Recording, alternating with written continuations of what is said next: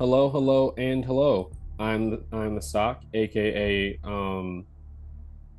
Young Nutritious, and we're back for the third session of Death's End. Do any of you guys want to give a recap, or do you want me to give one? You can do the recap. Okay, yeah. So last session, we started off in the slums after the haystack Bruce fight, and Gabriella was dropping some knowledge and also mugging people. Uh, Uzi and Azumi were horrified by the slums and just went to go work on some seals. And Gakasha also may or may not have participated in some illegal activities. We switched over to the bonfire where there was a lot of fun had and also a lot of like really intense conversations with some classmates and stuff.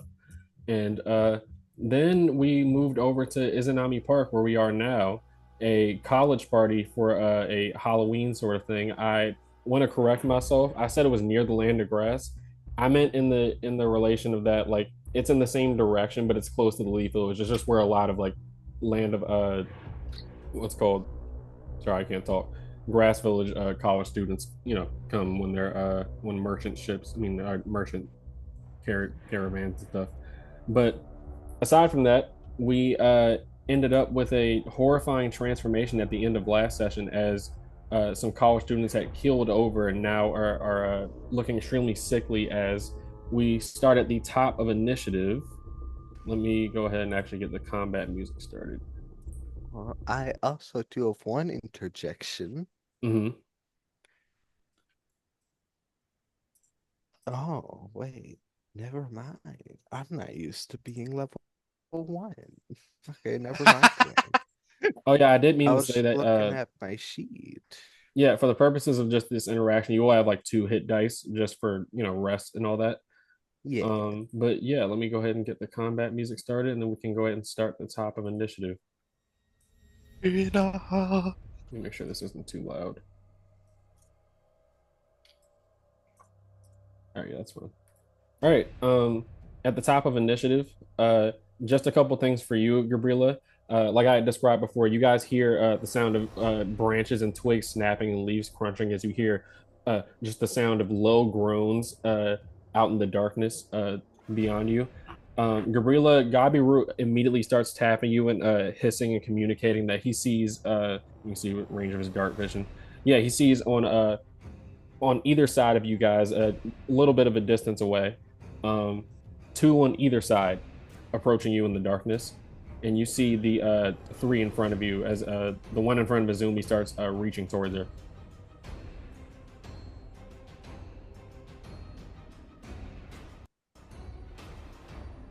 So Gabriella, her instinct to protect her friends, will jump in between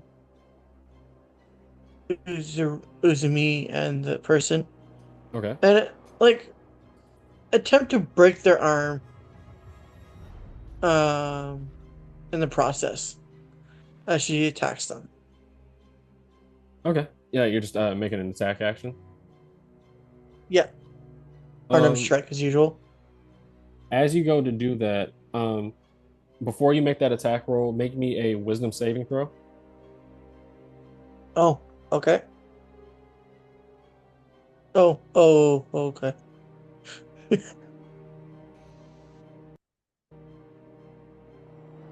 That's a +0. What's wrong? That's a natural one. Mm. So you can Oh describe no. what exactly Gabriela finds disturbing about this.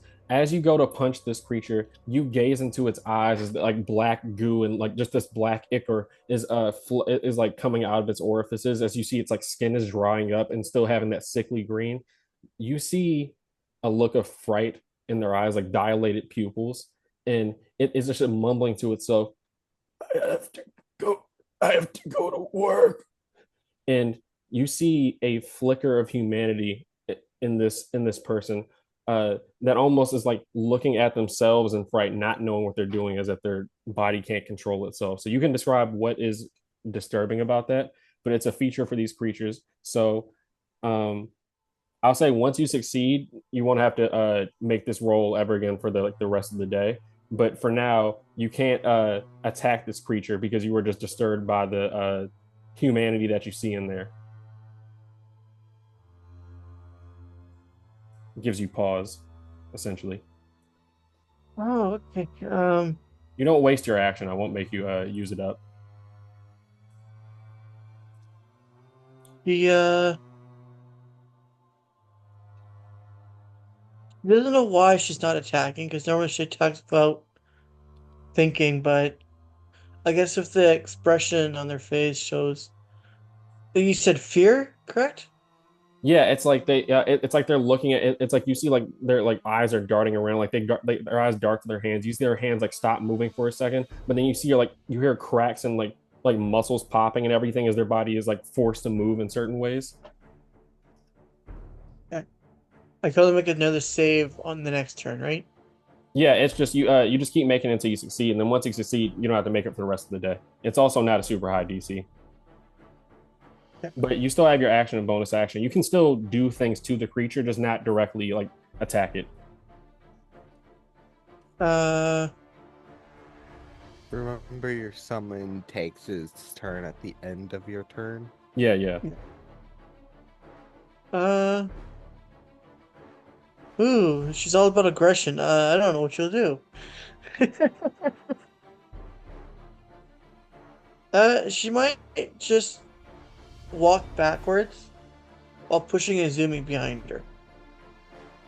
You just want to take the dodge action. There's a couple things you'd also try to grapple the creature or like like trip it and everything. It's all up to you on how you want to. Oh, I can trip it? Oh, I'll definitely trip Yeah, it. you can still do things to the creature. It's just not about directly attacking it. Yeah, yeah. Oh, okay. Okay, so I'll trip the creature, so it's on the prone. Let me look real quick. I'm pretty sure that's just an attack roll against their acrobatics check, if I'm not mistaken. Okay. It is also a zombie, so I'd be shocked if it has high acrobatics. Oh no, it's you can tell these guys. I mean, they don't even really want to move of their own volition, so they're already not going to be super. Rolled a 2. I'm pretty sure my next roll will be 3. I'm trying to see. Oh, cool. We're building up. Oh, that roll is a 9. I mean, 9 total. I just want to make sure I'm not screwing you over, and if it's not like an opposed acrobatics check, because I know that's how that works for grapples. Give me 1 second. Making an attack. I'm just checking the rule book real quick.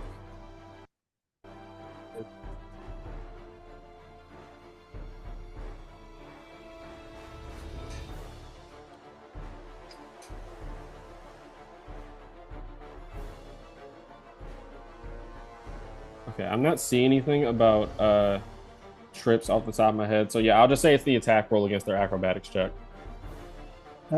They have to beat a 9. I will say, remember, you do have more than. I think you have all 3 of your wills of fire right now. I know you use 1, so you should have 2, if I'm not mistaken. Yeah, 'cause Yeah, you I got do have another 2. one last one. Yeah, Yeah. okay, so I'll use that as advantage then. Yeah, yeah, go ahead and roll it with advantage. There you go. 17. Yeah, I was about to say I would say it definitely has to hit its AC as well, at least to like even like force it. But definitely, so they how do you trip this creature up as you see they fall over? Just like put a hand on its shoulder and swipe at my feet, swipe its legs with my feet, and just like slam it to the ground. All right, so you see it, yeah, it falls onto its side, and you still have your bonus action available. Uh, I'll jump back as a bonus action. Okay. Um, And do you want your Gabiru to do anything? Yep. Yeah, it's at the end of your turn. I'm just trying to see if I'm pretty sure their attack roll is going to be at disadvantage or opportunity. So Gabriel will Let me turn this down. Sorry. I'll make Gabiru in guardian mode of Kokachi of the fox. Sorry, I'm just trying to. I feel like that was a little bit loud. So what do you want to just have him? You can just have him ready in action, just to like attack anything that gets close to. Who is he guarding? He's ready in action as he gets ready to protect the defensive fox. Okay, yeah. To protect Kakasha. Cool. Yeah. I don't know why I can't think. I was looking up something right here.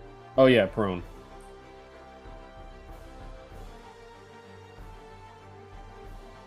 Yep, target has disadvantage on melee attack rolls. So yeah, it's gonna try to just swipe at your feet.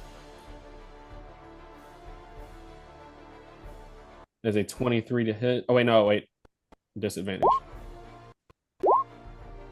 I can screenshot if you want. It rolled a 21 and a 23 for its disadvantage. Let's see. Make me a strength saving throw. And you take 3 bludgeoning damage as it just like clips you across the leg. Me make it straight saving throw. Yeah, for leaving Okay. its range. Okay.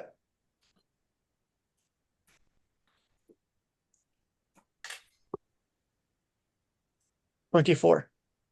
24. So you succeed. So you only take 3 bludgeoning damage as it clips you across the leg. It's just Okay. like don't leave. And that is the end of your turn. Next up is these plague touched individuals.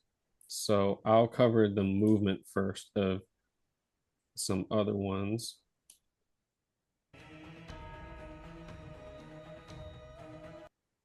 All right, let's see. So these ones up here are just going to you see them with like jerky movements. Once again, you hear like muscles like popping and like bones kind of like crunching as their body's forced to and contorted to move and towards you. These ones are going to use their action to dash.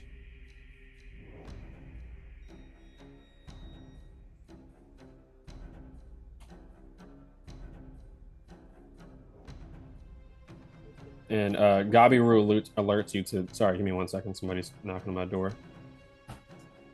Take time, take time. Oh, Gabiru, or yeah, my Gagacha also has dark vision. Good to know. All right, sorry about that. Let me see. All good. You said Gakacha has dark vision. Yeah, dark vision. What and range? Keen smell. 60 feet. 60 feet. Let me just make that around his token. There's a lot of area of effects going on here. 60.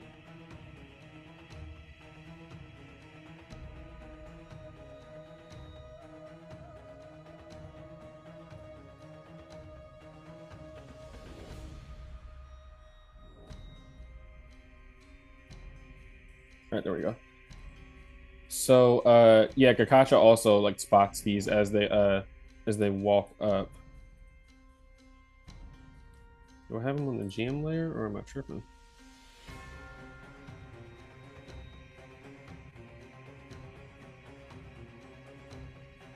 Sorry, I gotta drop these down on the map right quick.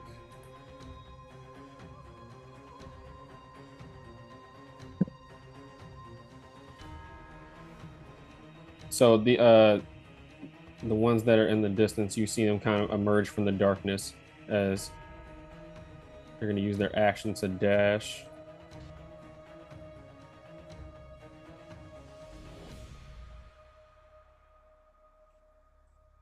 And Gabiru, you can go ahead and have Gabiru use his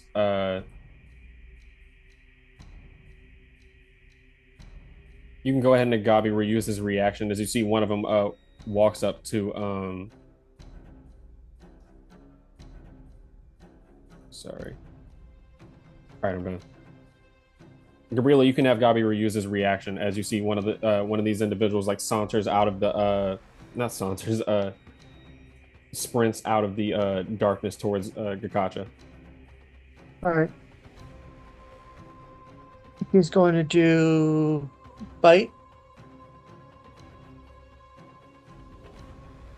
16.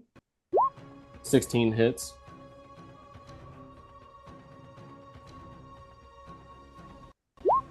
That's 10 points of damage. You said it's what is that, 9? 9.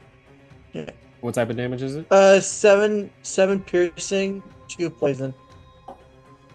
7 piercing, 2 poison.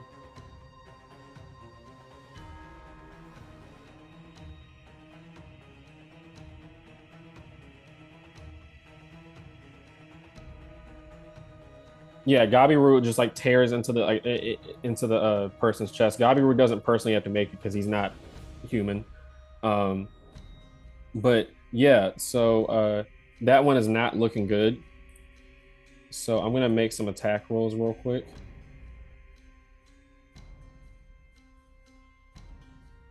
First, I'll address the one towards you, Gabriela. As you see, it gets up. Actually, could it get to you? The movement speed is 20.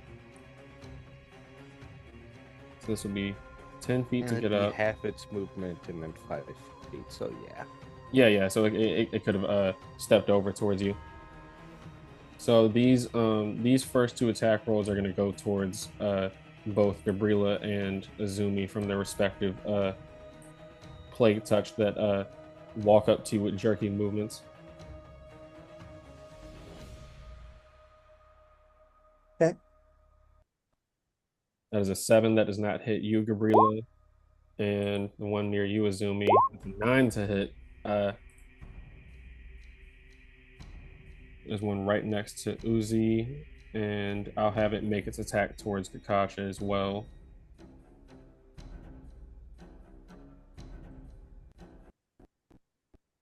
Uzi hits you with a 23, and let me roll the one for Kakashi. Damn. What's Kakashi's AC again? 16? Okay, yeah, so that hits. And as a reaction, Kakacha is gonna be casting blue fire on Uzi. Okay.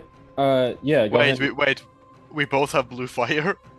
Oh, that's pretty funny. Yeah. Oh, damn. Cool. Uzi, make me a shit. strength saving throw. But go ahead and what is that? What does blue fire do? It gives temporary hit points equal to that is getting No, I thought blue fire was the one that reduced the damage you took. no, blue fire, that's how blue fire takes it, and then wind or fire damage is also tempered. Let me see real I'm quick. just double checking right now. For a time until the beginning of their next turn, they gain a number of temporary hit points equal to 3d8 plus 10. And then melee attacks strike the creature, take damage on creature, blah blah blah. I'll make my strength save in the meantime. Yeah. Yeah, I think I might have the wrong jutsu then. Oh shit, 20. I mean, they might have updated it. Let me see. I'm checking the thing now. I might have, yeah, it's very possible that I have the wrong one. I just used the one that was in the homebrewery sheet for 6.1. Oh, I think that it might be the issue. This one is a C rank. It looks like. What? Let me pull up the normal one then. I don't know why it's. Yeah, I'll let you handle that for the time being. I'll Until the beginning of the creature's next turn, range attacks deal reduced damage equal to 2d4 plus 2. Yeah, Melee and attacks then- deal the same and deals 3d6 plus 3 in fire damage to the attacking creature once per turn. 3d6. 3d6 plus for the 3 creature. damage, and I take 2d4 plus 2 reduced. Reduced. Okay, so go ahead and roll that 2d4 plus 2, and then Azuma, you can roll that the 3d6 plus what was it? 3. 3d6 plus 3. Okay, Thank you. some effective tactics so far. Alright. 14. And it's a good thing it's Kakashi because once again he's not a human. So you don't take any damage from this. Izumi, do you want to describe how Kakashi burns away this assailant? Yeah, so as Kakacha sees these zombies, very much on much higher alert awareness, as he sees one about to attack Uzi, from its tails, blue fire just extends out to both protect Uzi, but also to harm the undead creature as it just burns away in blue. Mm-hmm. Cool. Oh yeah, Gakacha also has to make that strength save because it was hit by this plate touch. As Of course, it's not even really a strike. They just kind of flail their arms like a blood, like just to bludgeon the creature. that's 11. An 11 does not succeed. So they take 4 bludgeoning damage. And if you guys could you update your like chakra and like health and stuff like that in the on the tokens in the map, just so it's easier for me to see and all that. Yeah. Um, I haven't used any resources right now, though. yeah, no, I was just saying that because I forgot to Yeah. say something about it. Where is the plate touched thing? Oh, good. And then just to ask for our own clarification, when a summon reacts to something, does that take place in our reactions? No, they have Or their is own that their own reaction. reaction? Yeah, Gotcha. yeah. Yeah, so he failed the saving throw, so he is grappled by this plate touch as it just like grabs him up by his tail after he had shot the blue fire from it. So Mhm. he is grappled. Let me write that down.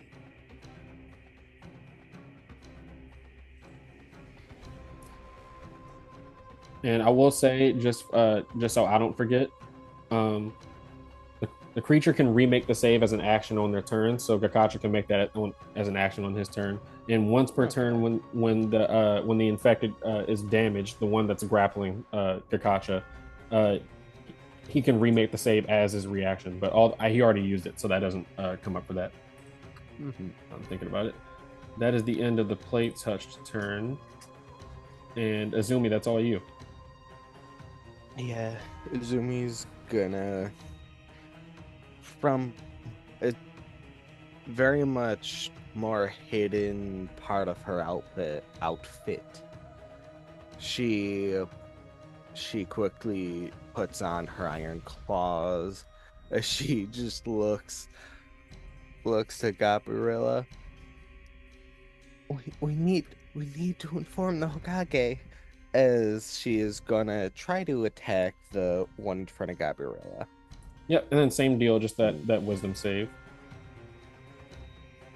17. 17. Okay, yeah. So you don't have to make that for the rest of this whole event that's going down. You can go ahead and Oh, continue with your action.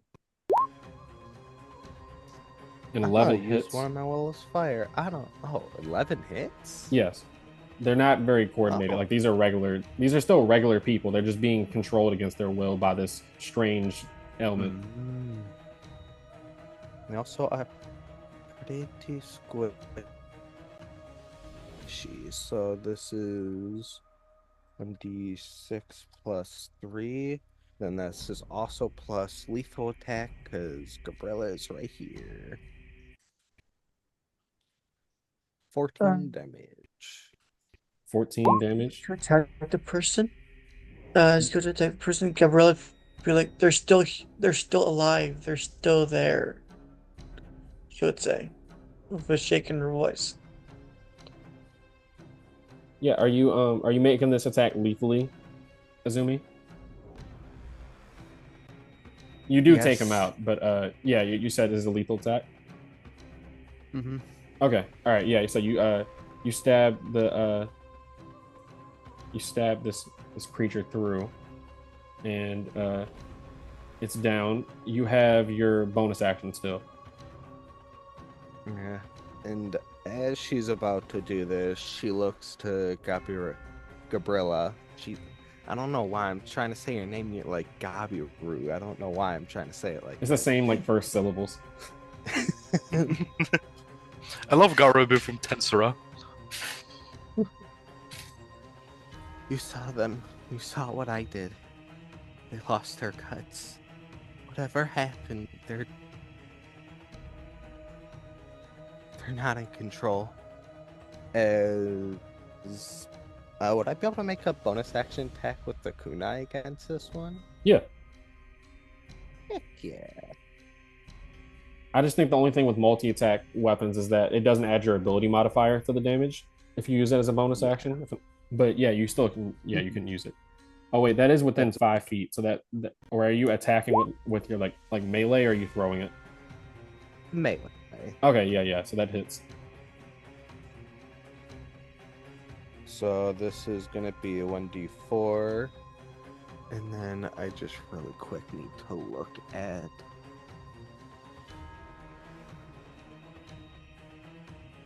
this. Two.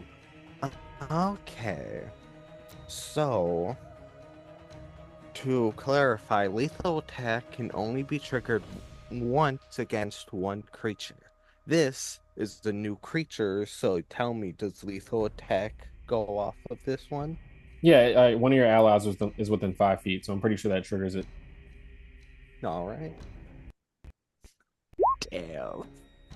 For 4 damage. damage. Let's go. Yeah, so you just like stab into their torso, and then you see like you don't know if it's tears, but you see like black goo like still like further falling out of their eyes after you stab them. Um, I will say along with that, you guys start to hear, it's not even a perception check. You hear a like symphony of screams in the distance. It just the sounds of like people like snarling. You don't know if it's that people with this whatever this strange illness is, but there's like chaos happening out in the distance. We need to get back to the town. And for the gotcha, you said he has to remake a thing on his turn? Yeah, Or on his... let me scroll up. I know I put it somewhere. The creature I can don't remake remember the if save that... as an action on their turn. Yeah, Okay, well, what that's just another save strength save. is he making? 14. 14. Yeah, so he's able to like wriggle out of the creature's grasp. Kakacha's using his vocabulary, that's for sure. He is like nearly like speechless from this. You can tell he doesn't have to make the save, obviously, but you can see he's like very clearly like disturbed by this. He's not like a violent sort of individual. Mm-hmm. Then yeah. Violent physically, verbally is a different story. Yeah, that's all I can do here. Okay, Uzi, that's all you. You would have one of your puppets summoned as a free action, by the way. I mean, I can do that anyway. Chakra Threads is free action for me. Okay. I mean, I know, isn't it also on initiative? You're able to take one of them out. Mm-hmm. Oh, I have no idea. Yeah, I you recall, can. I recall Can? specifically being told about the initiative part. Mm-hmm. Oh, yeah, you can cool. trigger it as a part of initiative. Yeah. Oh, all right. Well, which one do I want to bring out? Let's bring out Johnny With 3 ends. with 3 ends. It's very important that that's said every time, you know. Anyway, I'm going to rush up next to Gabriella, and then seeing as there's a lot of creatures nearby, I am going to do a. Does this count as it? It's just ninjutsu. I'm going to use oppressive aura. Okay. Creatures who are within 10 feet of you when I activate this jutsu must make a strength saving throw or not be pushed to their knees and become prone. And I don't think this triggers here with this. The feature is called "I'm Still in Here."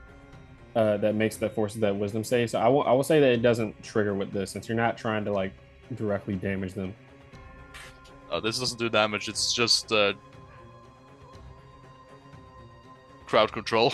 They roll a 17, a 14 on the die. A 17. Yeah. Well, shit. Well, how many creatures? Is it just this one or It's everyone within 10 feet. Or everyone who I choose, I assume. Yeah. Yeah, usually it specifies if it's creatures in there. I mean, I'm not gonna like enforce it for this one. Just for Yeah, it's 10 feet within mist, so yeah.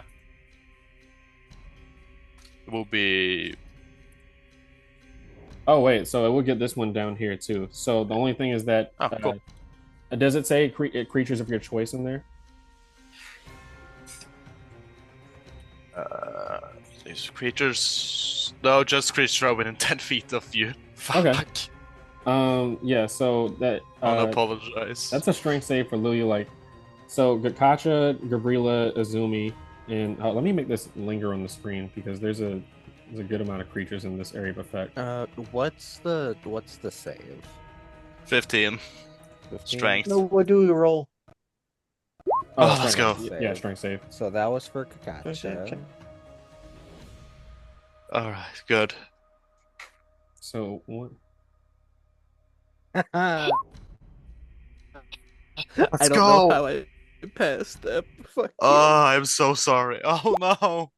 You're supposed to be good at Yeah, that's what I strength. was thinking. Like, I didn't think Gabriela would fail. All right. So this one, I'm gonna roll for the one that's near Gabriela, the one that's above him. I mean, I guess it does make sense since she still is like shocked. Yeah, she's shooken over- up about the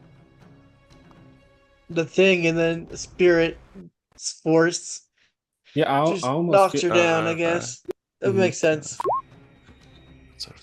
I almost feel like from your perspective, Gabriela, like you just hear like the words of your mentor Elkira like echo in your head of not killing people. So this one succeeds. I'll like ping the one that succeeds. This one succeeds. This one gets in that one. So what is it? Prone? It is. Yeah, it's prone. All right, let me. You can remake the save at the beginning of their turn. This one is prone. 22. This one succeeds, and then this one near Gakacha fails. Yeah.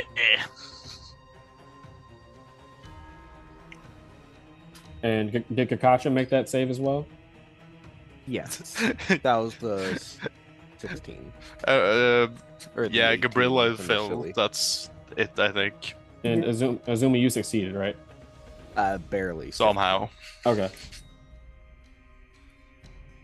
Still in And then I'm gonna, with my bonus action, it's time to fire off an arrow from Johnny against the one back here. And that will trigger that wisdom save, yeah. From the puppet? Oh wait, no, I get it. Yeah, I mean, I guess you are. I am controlling it, so it would probably still be me. Wisdom save? Yeah, just a wisdom save. It's not a high DC, I'll say, by the way. Fortunately, my wisdom's not the greatest, but let's see. I take it back. I don't take it back, but yeah. Yeah, so you don't have to make up the rest of this entire like thing. What is that? 16 to hit? Which one are you hitting? The one back here. You are shooting through the crowd. Actually, I'll say no. Literally, Gabriela is the one that's prone, and that is literally the straight line shot that you had. So yeah, Gabriela's prone, so you can just shoot through. Yeah. That 16 hits. And what's the damage? Perfect. 1d8 plus 2. A puppet shot. 6 damage. Yay.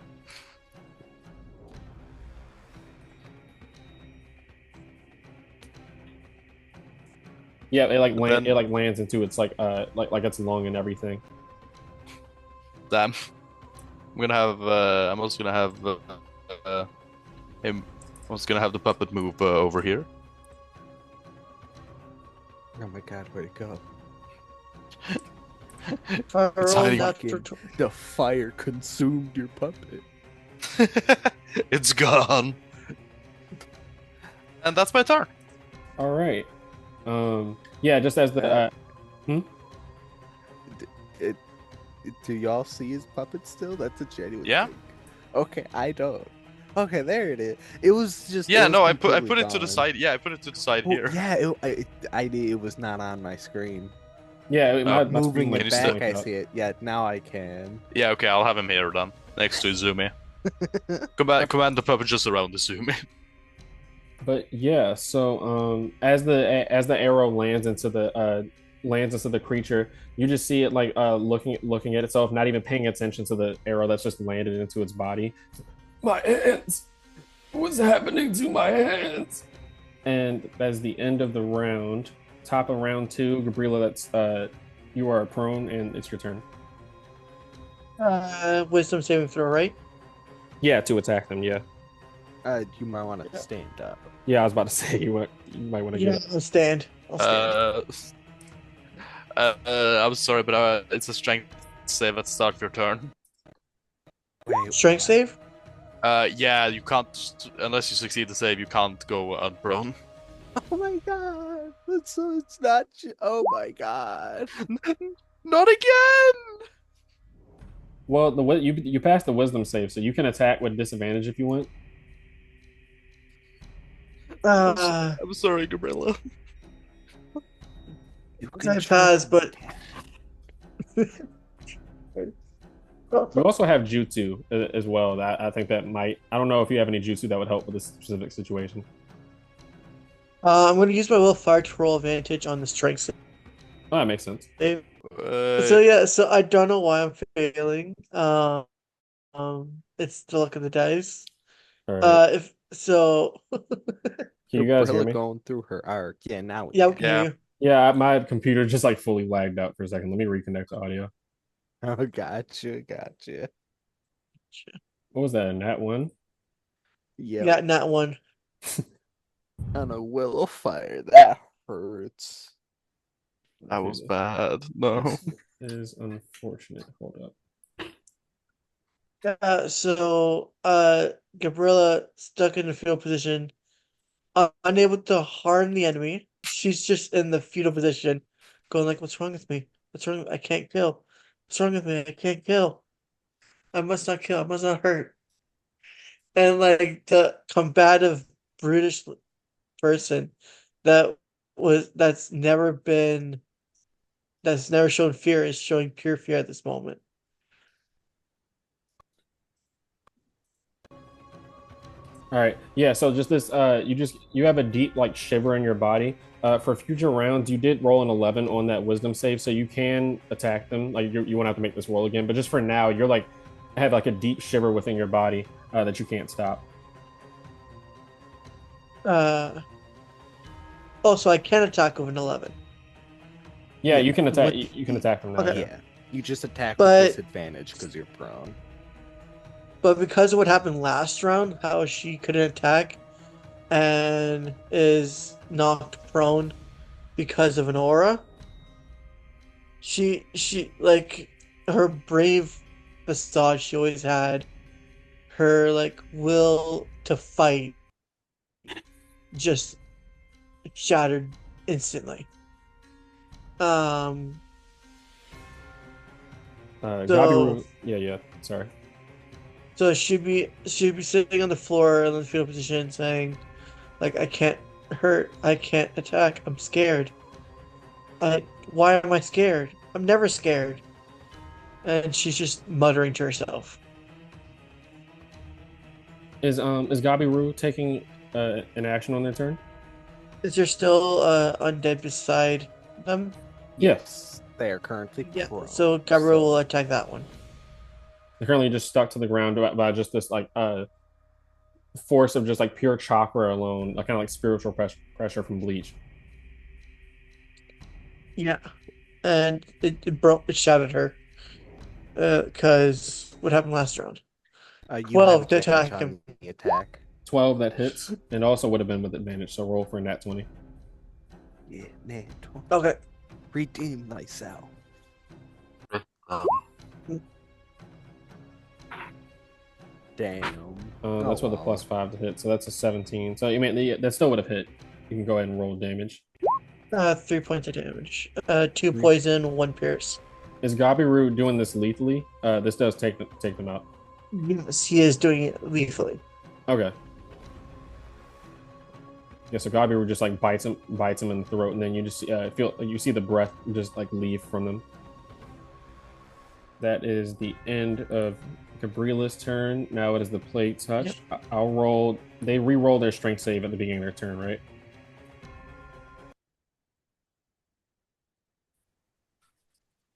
Yeah. They can make a new save at the start of each turn.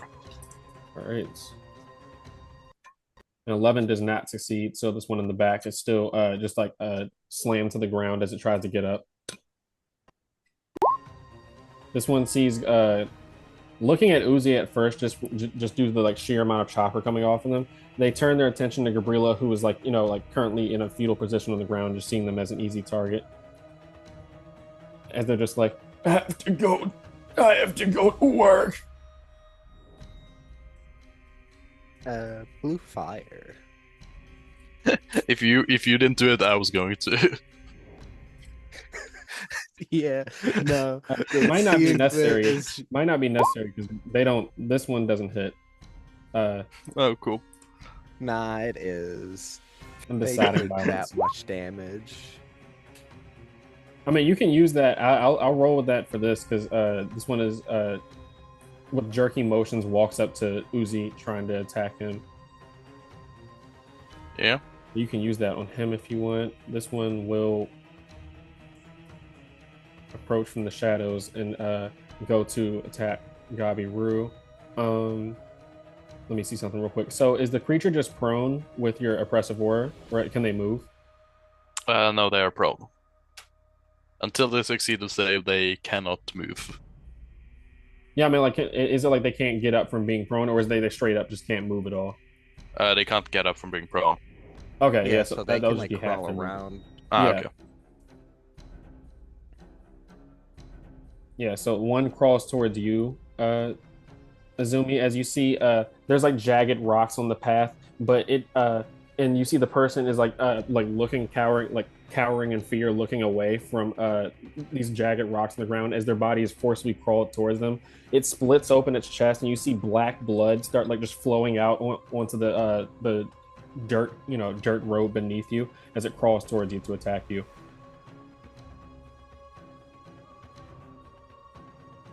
I see. Did the other one also miss Uzi?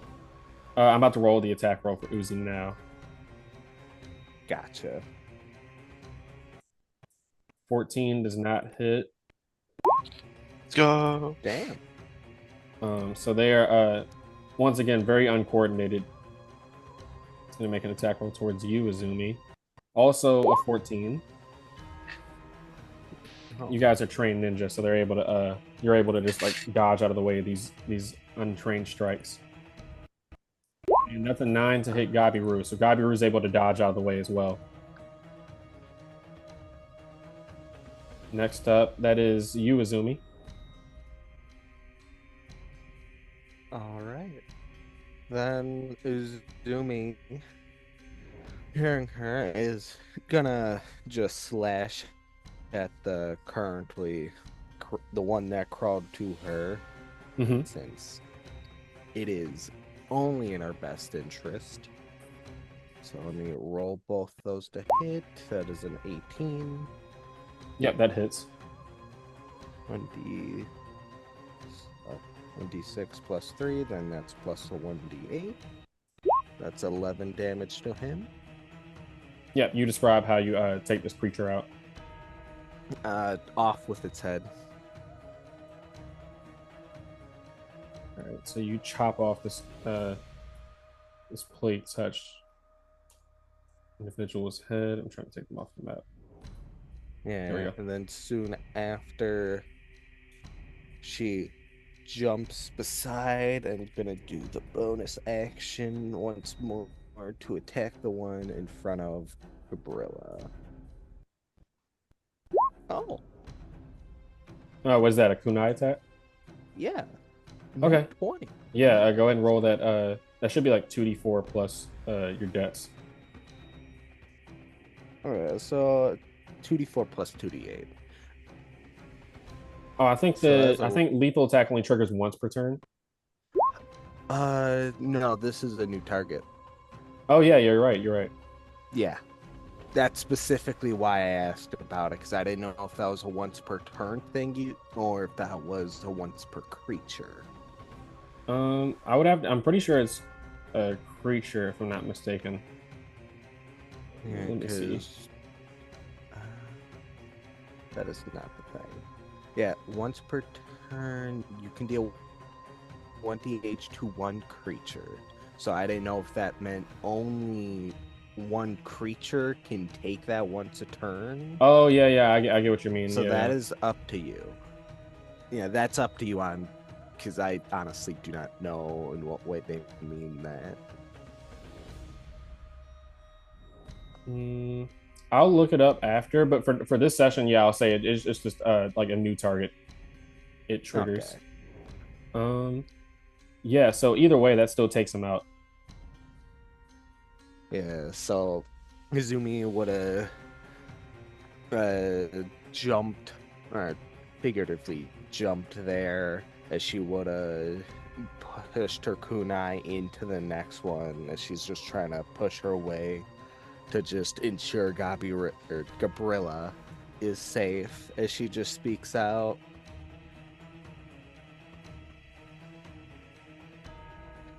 Gather yourself. We are not the only ones in danger here. We need to get back to the town and protect the people.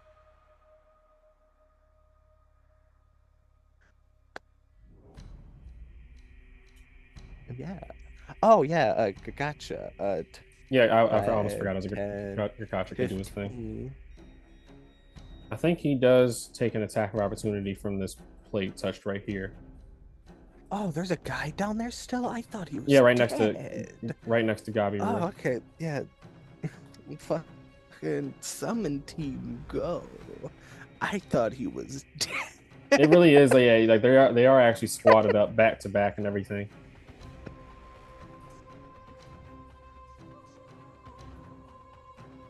All right, so yep, gotcha. Throw an attack. I doubt a 9 hits. Unless they have negative AC, which would be pretty funny. Yeah, a nine just barely misses. Gotcha. That, just double checking stuff. Damage on stealth. Yep, nope, that wouldn't really help that much. That is my turn. All right. Uzi, that's all you. Yeah.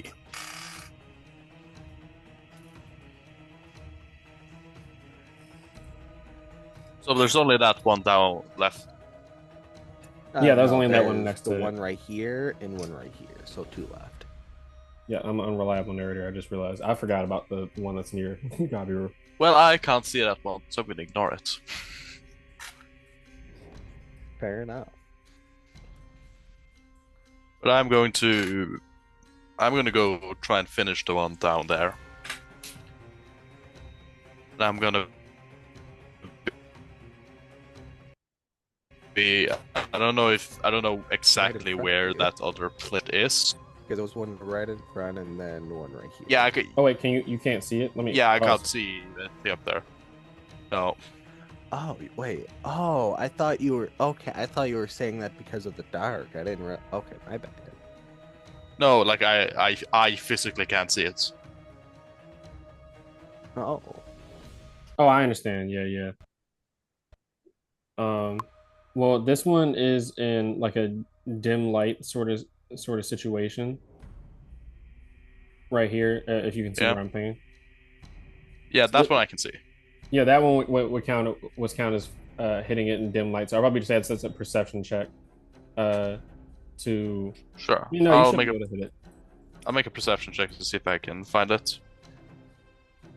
There is one currently above you as well, if you can see on the thing. Yeah. Alright, then I get where both are. Perception, you said? Yeah, give me 1 second. I gotta actually look at the rules on that. This is the first time I've tried to experiment with like lighting and all that sort of stuff. Yeah. So I just want to make sure I'm not going against what the actual rules are. So creature in dim light, a lightly obscured area. Ignore this roll. I'm just testing something. So yeah, it's a perception check with disadvantage to see if you have to see if you're hitting it with disadvantage. Just like when you're attacking a creature in darkness, that's automatic disadvantage because you're blinded. But for this one, it's a yeah, you have disadvantage on perception checks within a lightly obscured area. All right, so well, I was gonna cast a jutsu, so I think I'm good anyway. Because I realized this has reach. I'm gonna cast Sealing Art Fracture. Hails, yeah. Okay. Currently my favorite offensive spell. So it's a charisma saving throw. Charisma saving throw. Well, which one? The one above you or the one that's near Gabiru? That one. All The one right. near Gabiru. The one next to Gabiru. So I have to use some more fracturing seals. It rolls a 3. Yeah, that definitely does not succeed. About to say, if Yeah, I that's don't your think so. DC, I'm scared for you. 10 damage. Ooh. 10 damage. Is that Are just you normal damage? yeah, That's force damage. force damage, yeah. Are you doing this lethally as well? Yeah. Okay. Yeah, how does this Can I do jutsu?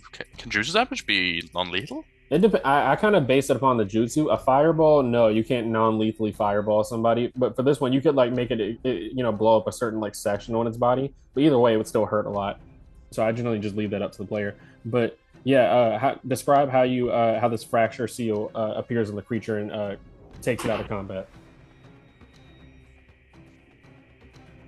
Yeah, I'm gonna summon like five threads, like one on each finger, as it then just like attaches into the plague touch, and then just kind of like in a matter of finesse creates a seal on it that gets infused with chakra and blows up. Kind of like trying to blow up its torso. Mm-hmm. All right. Yeah, that completely takes out the creature. So now there's only one left that's above you. Yeah. Right.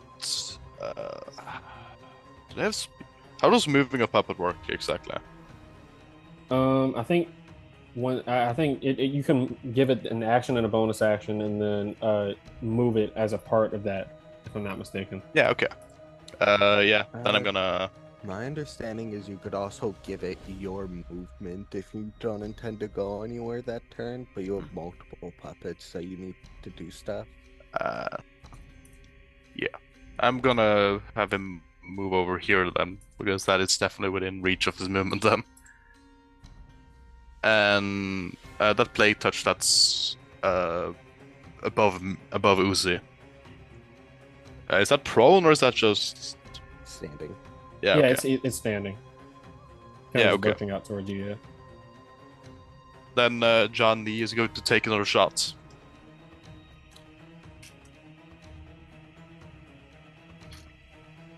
$16. Sorry, I'm trying to get my screen to show up. Yeah, that's fine. 16. Yeah, that hits. You can go ahead and roll damage. Perfect. 8 damage. 8 damage. All right.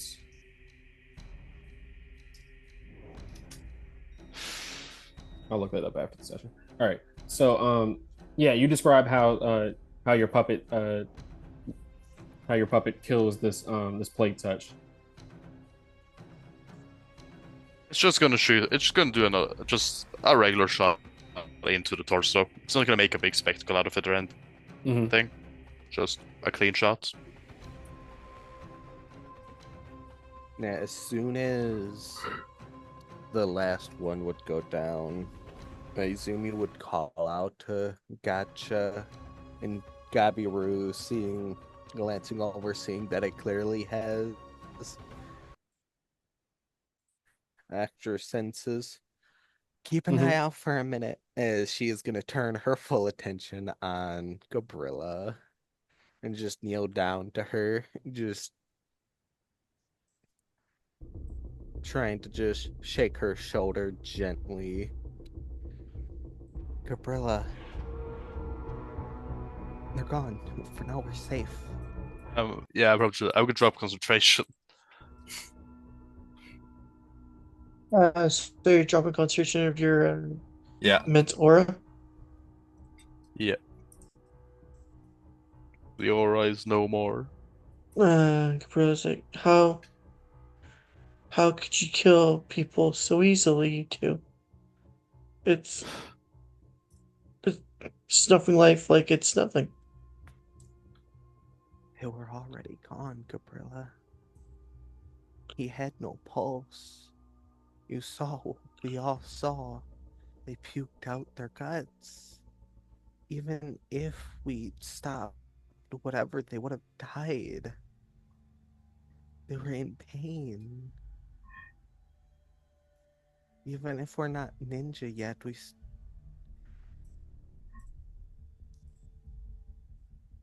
It's not right. It's it's and she's just saying it, the word it's just just in like a little shock.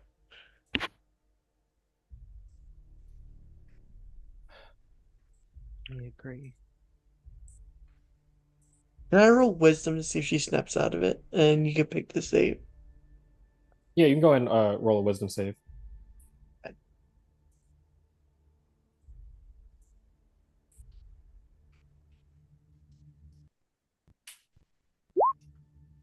And you can describe what specifically. I know you've been Gabriela has been just been racked by this existential dread of just taking the life of another person.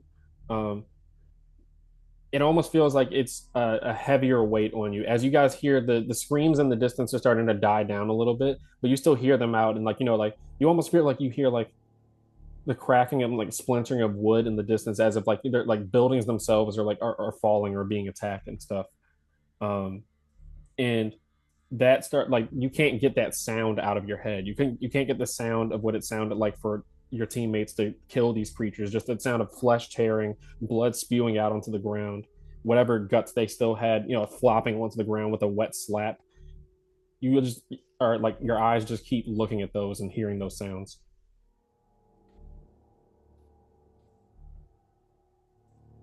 Gabrilla, Uh, people are in danger. We need to help them or get the Hokage, get ninja. We can't just sit here.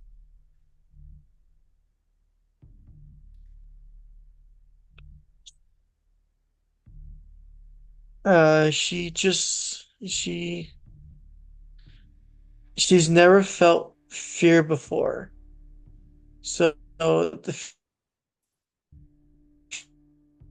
feeling is very overwhelming to her. Um, but she hears your words, and she's trying to process them. She's trying. It would take a while before she would respond and say, "Let's let's let's get someone." And she's slowly going to stand up.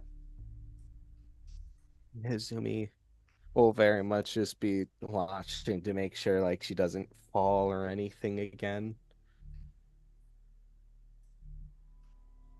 You can blame me after this. I do not have any joy for the actions that I have been resolved to fulfill.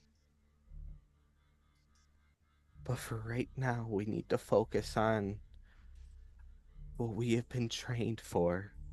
We may not be fully ninja yet, but we are responsible. We are stronger than most of the people here. We need to take action before Too many lose their lives. We should get back to the ramen shop first. Oh, okay. We, we should head there then. So was the two of your reaction for seeing Gabriella have fear for the first time? Izumi understands where her fear is coming from, especially with these things, as she wants to curl into a ball and do the same shit. But at the same time, she knows Gabriella can be strong and just needs that push, at least from someone she likes. At least that's how Izumi is seeing it. Mm, For Uzi, it's more just confusion, as this is something that, like,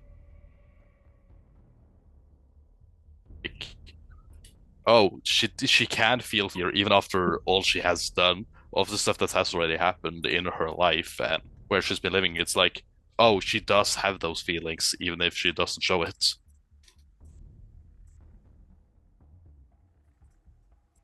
He's still human. And I will say, uh, Gagacha is very much like nuzzling against your leg as you were to stand up, Gabiru as just well would trying to be show yeah, yeah. Yeah, same sort of Uh, thing. sh Gabiru would have been trying to like comfort you and everything, like nuzzle under your hand and everything, and like gently nudge you up as he like takes a cue from Gakacha. it. Go pet the both of them and smile softly and say thank you, you too. And you too. Uh, Izumi. We can talk about all this more later, but for right now, we have a job. As much as I would love to simply run, Okay. Let's do our job. All right. So you guys are heading back to the you were headed to the Hall of Mirrors, so you're about halfway. I'll switch you over to the general like Izanami Park map. yeah.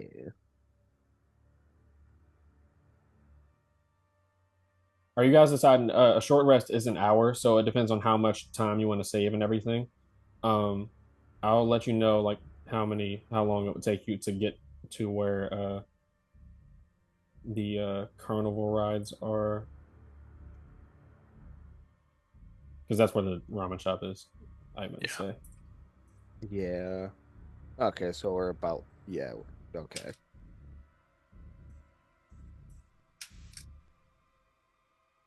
All right, I'm just waiting for this to.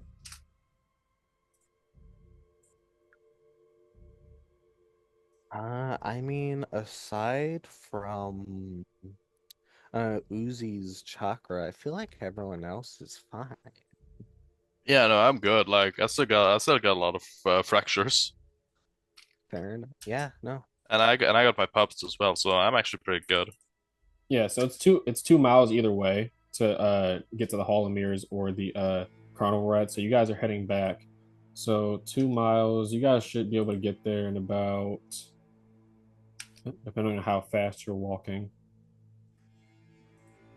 I imagine we would be like jogging along, not trying to kill our energy, but we're still trying to get there a decent time. Yeah, a normal pace. You can move about 3 miles per hour, so you can get there in a little under an hour with Okay. just a normal Oh pace. no. If you wanted to get there fast, I would probably say you get there in at least like like maybe 15, 20-ish minutes with a fast pace. However, that will obviously be I don't know how stealthy you want to be, and a slow pace would just be 2 miles. So if you really want to go slow and or like take a short rest, then that would be like that sort of deal. But you guys, as you're traveling along the path, I will let me just actually decide that first. So you're moving at like a normal speed to the carnival rides. Yeah, I feel I think so. no, yeah, with No? everything happening so soon, Hmm. yeah, unless we need to, I don't see us going fast, so normal I feel like is fair.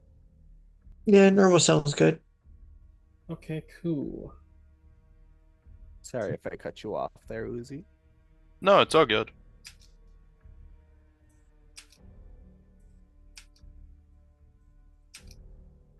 I meant to say at the beginning of the session too. I have some new earbuds, so the feedback is kind of like messy sometimes when I'm in the middle of stuff. So if I end up like cutting you guys off, just let me know and I'll adjust like the volume of my headphones and all that.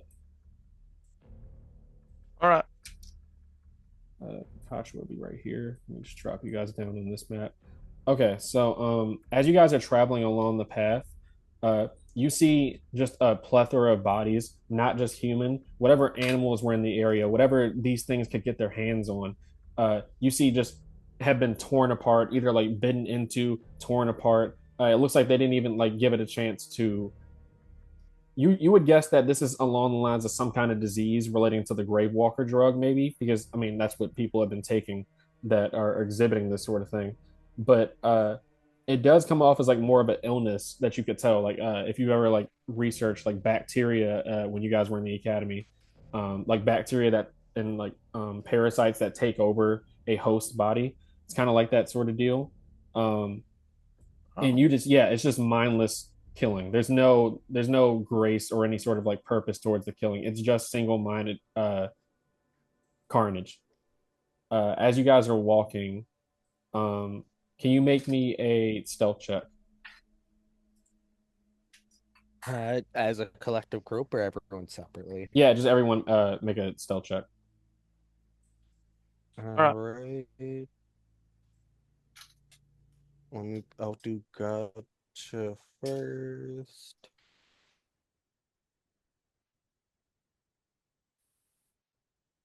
Damn. Gotcha is it stealth? So that's 17. I'm gonna turn that off. If that did it. Oh, automatically. Okay, that might be it. And then my stealth. All right. While you're doing So that, 16 for Gabby and 6 for Gabiru. you said 16 for what did you Gabriella. roll your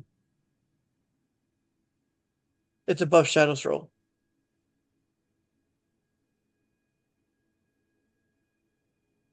And Gabby rolled 6. okay, cool. Give me one The second. Let me go. fox rolled 17. I rolled 24. Yeah, let me actually just I'll jot this down real quick. So let me start from the top. So Gabiru got an 8. 8 to 16. Azumi and Uzi, name off your stealth checks again. 11. Fox rolled a 17. Izumi rolled a 24. Oh wait, I have to add that.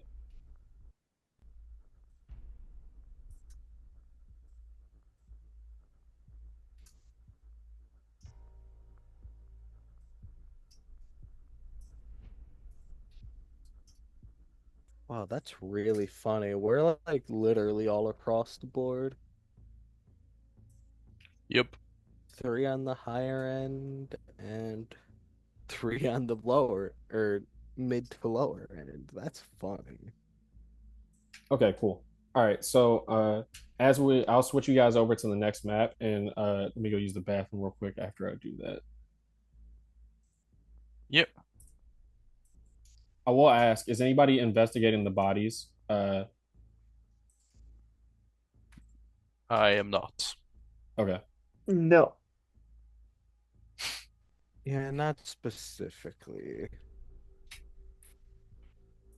Fuck these bodies. Well, actually, what's you guys' investigation bonuses? Because this would be based off of your passive investigation. 7. I have a passive Investigation. 17. Passive 12. What's Negative. Gabriel's It sounds like -3. what's Gabriela's And passive Negative investigation? what? -1. Wait, Negative. -1? That can't be. I know that's your bonus. Okay, yeah, yeah. Oh, So passive 9. your Passive passive 9, would be sorry. 9. Yeah, yeah, No, no, passive would be 9. -1. I was about to say a -1 passive perception. I'm like, what are you blind? It's crazy. how, yeah, do you have a -1 in All your right. wisdom?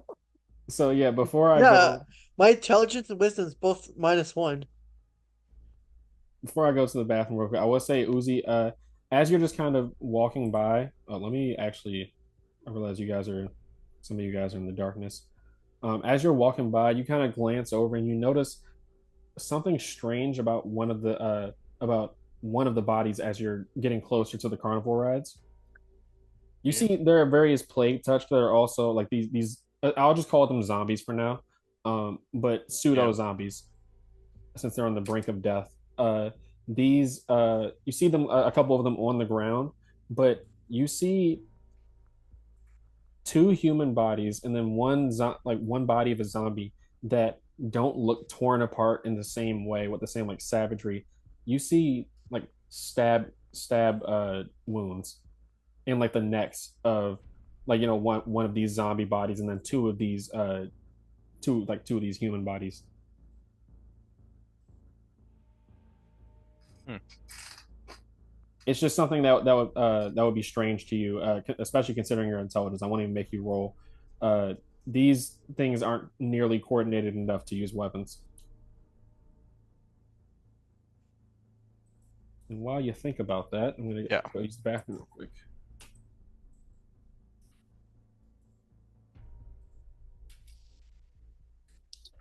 Something is afoot, and it's not the sock. Damn.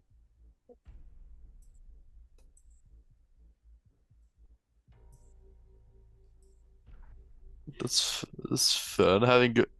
Having good intelligence for once helps. Indeed.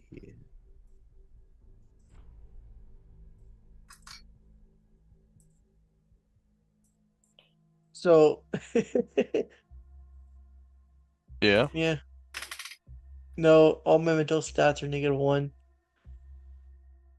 But charisma, which is a 0. I don't want to say -2. My Uh, lowest stat is a 9, which is my -1 into strength. Oh, and oh, same. charisma, apparently. Oh, I have a -1 in strength as well. Nice. Wait, My no. strength's Yes, I so do. 18 plus 4.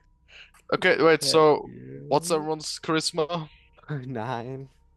10. 9. Yeah, that's why we failed right there. No, every charisma check for me is intelligence based. Oh, So I'm damn. actually I'm good. I'm good at lying. You replaced Riz with you're just What's I think yes, I good have no enough. checks that are charisma based. They're all intelligence. damn? I wish I could make all my charisma rolls with strength.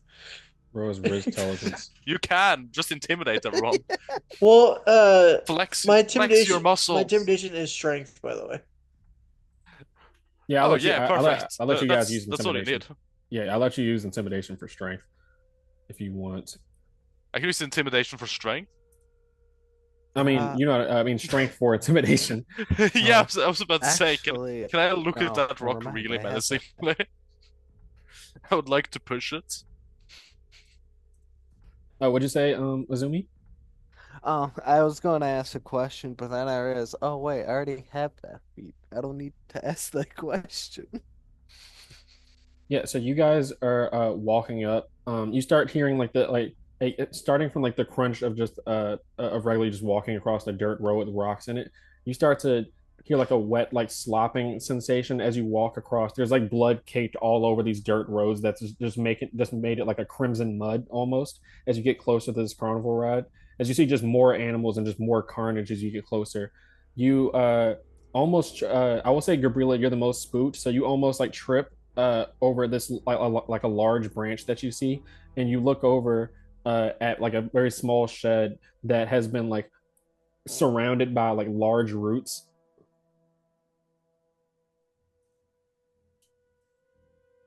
Okay. Would you and these roots you can see are So, it's like it's kind of like moving on their own a little bit as you sense like a little bit of a uh, familiar chakra coming from inside the shed. I'll go check it out with the fear hidden inside. Mm-hmm. Yeah, I'll go check it out. Yeah, you walk up to it and then you hear like light sounds of like frantic breathing inside.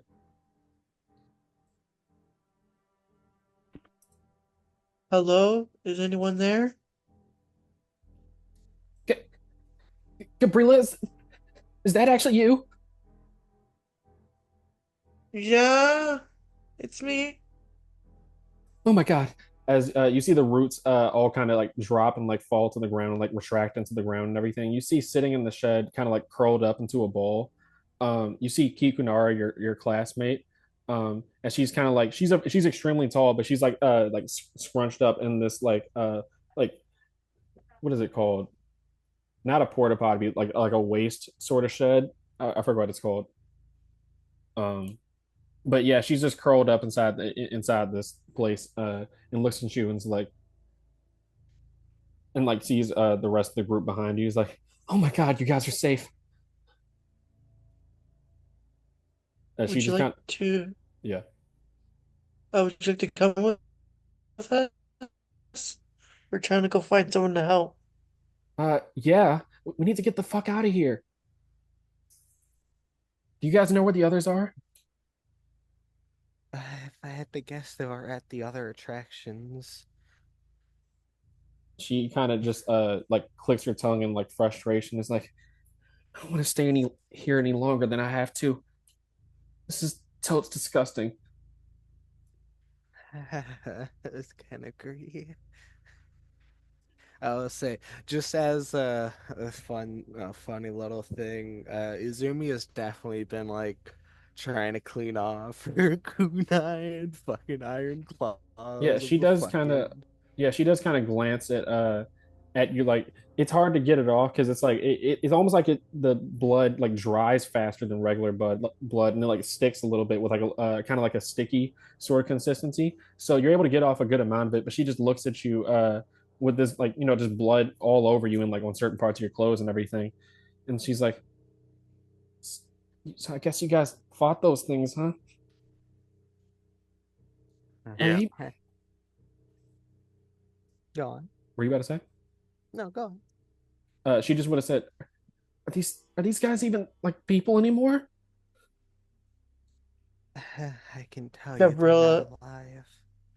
Gorilla's going to enter a little trance and say, they still have humanity in their eyes, and they still look human.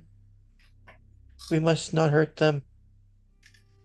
Like they're still there. They're they're they're not gone. Yeah, I wasn't planning on fighting anyway, but she just kind of like retches a little bit as she registers all the carnage around and everything. You can clearly see at first it's like the sort of thing like, oh, I don't want to get like my dress dirty, but then it's just actual genuine like fear as she's just like registering all the death. She just tells you that after everything started popping off, people started like dropping to the ground like flies and then getting up and just started eating like whatever it was within their reach. She just immediately like almost like the roots around her, they kind of like move with her sometimes to protect her, kind of like Gara with this sand. They just kind of like pushed her into a shed as she ran away and then just coiled around it to guard her. Yeah. Izumi is gonna well, set her iron claws aside as she would go to kneel in front of her. I know it's scary and none of us like it, but right now we have a job to do. We need to save the people we can. If you cannot fight, then you need to go and get help. Get the attention of the Hokage, ninja, anyone. Like I'm going out to walk by myself. Did you see those things? You can take Kakacho with you if being alone is that scary. She looks at Gakacha, and Gakacha is like still shivering, and she's like, "I'll just, I'll just stay with you guys, I guess." Um, Just yeah, if anyone here cannot kill, then don't go for the kill, but we need to knock them out. I have little reservations. I do not view these things as alive, but we need to save people. If we can find anyone here, we can get them to safety, and if need be, we can look for the others.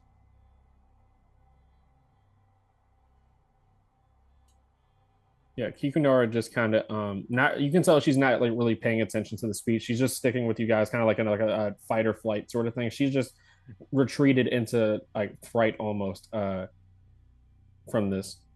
So you guys walk up. I'll keep the turn order. I still have it on my screen. For some reason, it doesn't translate to other screens, but That's pretty it will fun. be it will be still initiative for this. So I'll still roll with what we had last time. Gabriela is the top of not in combat, but top of the round for this. Um, while you're sneaking, I will say you guys have your movement speed halved, and you can still dash if you want to like move that full 30, but obviously then your stealth check would be with disadvantage just from dashing, but you can start sneaking if you want. You don't see any in the general vicinity other than this one up top over here. As you walk up to the carnival, you see that plenty of the torches, by the way, and like the things for the attractions are like either splintered or broken. Like there's a lot of lights and like lanterns that have just been like cracked and broken. So it's just a very dimly lit area as you walk up to this carnival. Okay. And it would be Gabrilla first, right? Yep, Gorilla. And I'll let you know if Gabriela sees Uh, anything else in the darkness. First of all, Garu's going to stay next to Kukunara Yeah, Kikunara. to protect them. Kukunara, protect them. That's what Garu will do. So if they move, Garu moves. Garu is going to be like their little guardian. Um, Before she would take move 20 forward, and that's half her movement speed. So she's still stealthing, and she's going to like work her way towards the ramen shop. All right. Your movement is like 40, right? Yeah, half is 20, so I move 20. Let me see if you would have to. Did you dash at all, or did you just move your half your movement? I just moved half my movement. Okay, yeah. I'm Just make holding my me action. yeah, make me a regular stealth check then. Okay.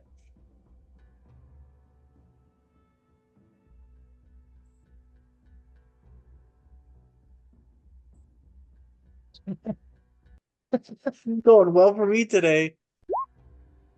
Do you have any wills of fire left? No, I'm all out. Damn. What is their passive perception? So the way it works is that you just kind of, as you walk up to a tent, you see that there is a. I don't know why everything's lagging today. You kind of see in the darkness, hidden behind this like food stands, like a hot dog stand sort of thing that you're hiding behind. You see a villager sitting there, and you don't see him in the darkness at first. So you step on his ankle, and he kind of yelps a little bit, but like puts his hand over his mouth, and you see this zombie up here kind of like groans just like as it turns towards your direction, but it doesn't immediately know you're there. It just knows it hurt something. And like you can hear me now though. Yeah, we Yeah. can hear you now. Okay, all right, cool. My entire computer has been lagging. I guess I got to like get like an update or something. What is Gabi doing? Gabaru is only moving and attacking if uh Ki Kikanara is Kikunara attacked. moves. Okay, Yeah. yeah. So he's gonna. I'll just say that. Yeah, he holds his. He's Yeah. basically her sentry. Mm-hmm. He's yeah. He will use his ready to action to either move with her Uh or attack anything that gets close. And yeah. that's Yeah. the end of your turn. Yep. All right. So this plate touched will not knowing for sure, I'll have it make a perception check. Although it will just I'll just have it use its movement. These things aren't very fast, so it's not like they can move super far. Um,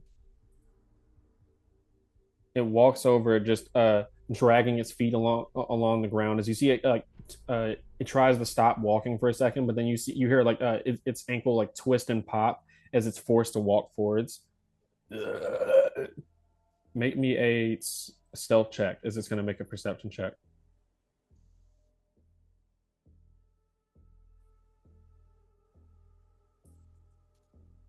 And to essentially explain how stealthing works in Naruto 16. 5e. Um, yeah, you do move half your movement speed, and at the end of your the way I'm going to do is just at the end of your movement, depending on where you pass through, it's against the passive perception of all creatures within 30 feet of you. Why I is rolled it a 16.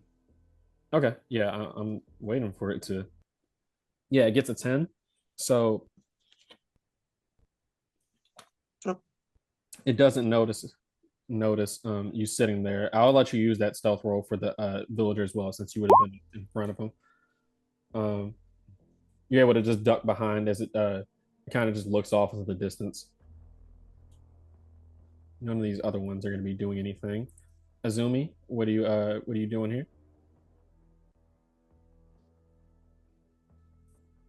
Izumi.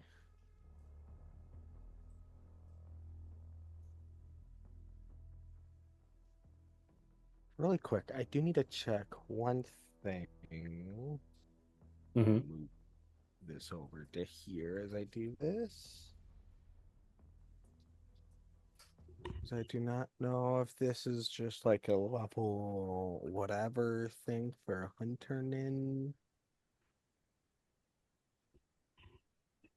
What are you looking at?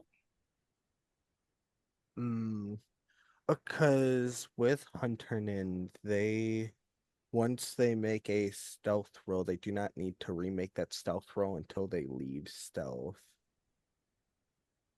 And I'm just checking, is that something that they would just gain normally, or is that something? That sounds like a special feature or something. I feel like that's like a grave stalker sort of like feature or something.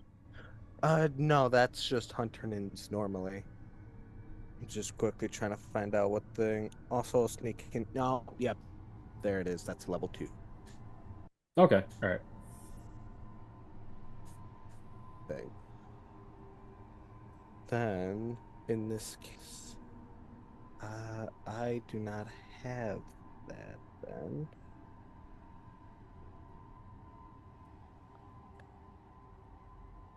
It's Mhm. painful being right here. Would Gotcha see any other more the like zombie things over here? No, not within at least not within their radius. No, not anything that you don't see already like near Gabriela. I will say you can take it at the end of Azumi's turn, Gabriela, but just for quickness sake, because this is kind of a big map, and it's not like they immediately are like suspicious of somebody being here. I'll let you just move your. I'll let you just be under the effects of the dash action for this, because your objective is just to get to the place. So you can just take an extra 20 feet of movement. So you essentially just have your full movement speed. It's a long-winded way of me saying that.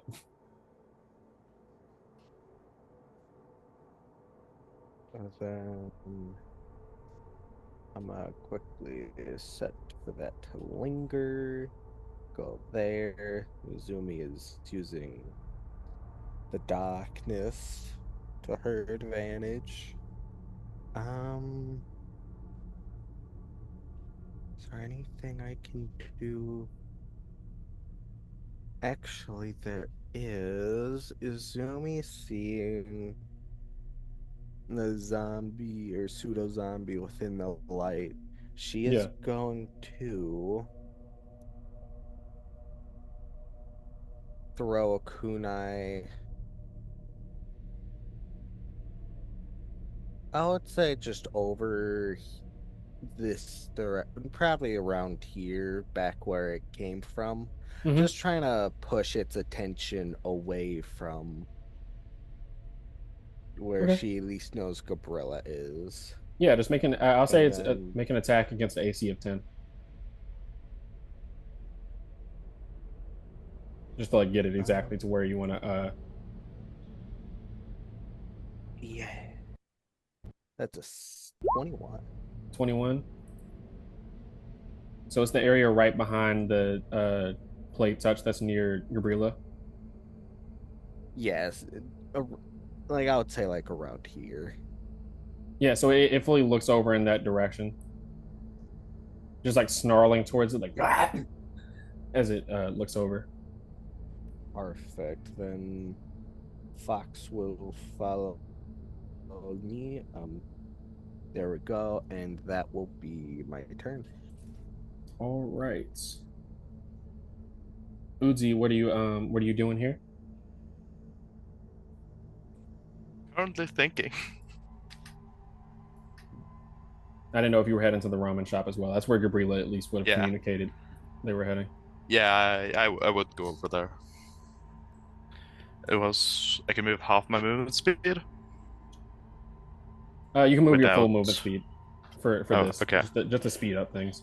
This is mostly just I'm gonna conclude it at the end of or conclude this stealth sort of interaction at the end of the round if you aren't like Yeah, found or anything. yeah, because I can't see anything over here. You Um, do have the a couple of you guys I think have the light I jutsu. was about to say, if you Yeah, want, I could have used my action to cast the light and then just bonus action thrown the kunai. yeah. So go ahead and drop down a. Did I make a light token for you guys? Uh, Light jutsu. Yep. Just drop that down wherever you want to. The Yeah, only Perfect. and downside I for will say, simplicity's sake, yeah, it is a rock. She is made bright. um, how do you want to go about?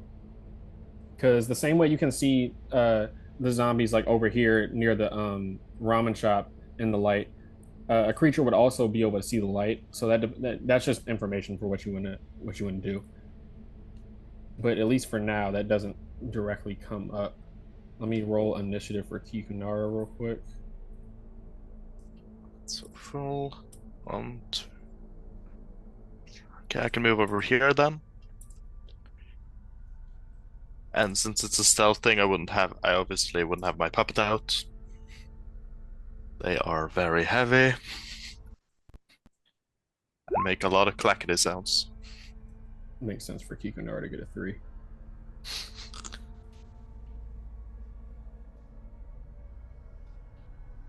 All right. Yeah, I would agree with that, honestly.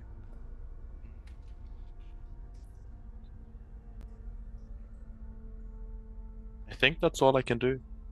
Oh, Okay. you know what? Actually, I'm gonna do this. Continue on. I'm talking All about a right. Yeah, different thing. that's my turn. Okay. I'm gonna Gabriela just do that. So, Gabriela is just tapping Gabiru. Was still very disturbed by Gabiru. Kikunara is like probably I think like the least um least inclined towards interacting with Gabriela just because they find them a little bit disturbing. But just tapping Gabiru is like, um, where are they? Damn it, we're going. And she'll just go along with you guys. So I'll it's the end of the round, so you guys haven't been spotted or anything. So I'll just copy and paste you to Does Gabriela say anything to the villager that's right next to you, just hiding behind? She's gonna be like, shh, follow me quietly. So he's following you She, to the. yeah.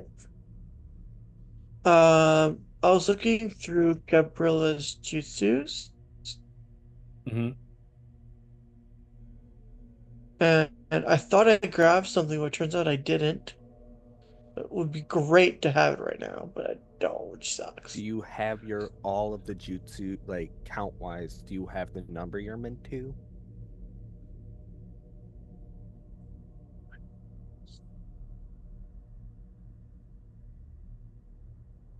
Yeah, I do.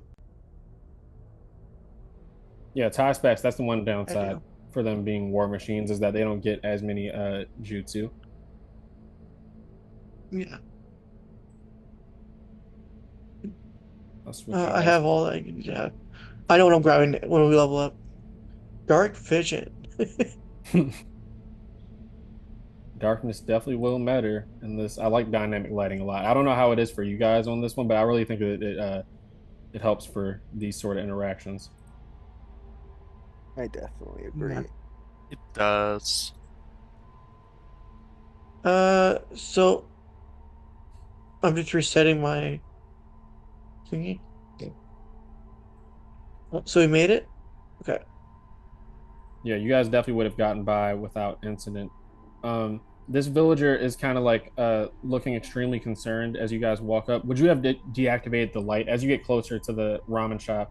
You see, there's a couple Yeah. plates such that are like around the area. So let me. I'll just put this in the GM layer, so you don't have to delete it. So you dim the light as Mm, you walk up. Um, Yeah. oh, that's Okay. right. That is. Thank I'm you. trying to move all you guys as tokens so you're not like overlapping over each other. Can everybody see their token? Yeah. Yeah, I can see mine. Barely, but I can see it. Yeah, I was just gonna go according to order of initiative for like who's in the front. Oh, Um, that's fair. Yeah. I cannot. yeah, I'm about to move. I know you're probably in the darkness because I can't. Yeah, That's the only downside with dynamic lighting is that I personally can't tell when you guys are yeah, in a place you can't I see. mean, So that's why I have a player screen open. we could always do like you can give us like 5 feet of dark vision. That way, when we are in the darkness, how we see ourselves. Oh yeah, yeah, no, you're right. Um, I'll do that. I don't want it to lag in the middle of the thing, so I'll handle that after the. Yeah. Okay. Why does it say Zoom? Um, Oh, did you mean to roll an initiative, Azumi? I see that it mangled said. hmm? plate. A roll initiative. You guys don't have to re-roll. I was just gonna go according to what we had for this earlier combat interaction.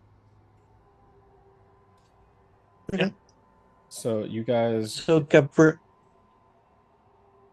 uh, Gabriella will slowly approach the store. Slowly, like she'll gently begin approaching the place, I'll just put you guys on the line because otherwise it's just too complicated. moving half her speed to be stealth, and she's going to examine that body beside the door. Go ahead and roll me in. What are you trying to analyze specifically? It would be either investigation or medicine, depending on what you're looking at. It's alive. Yeah, go if you're looking at just vital signs, make me a medicine check. Okay.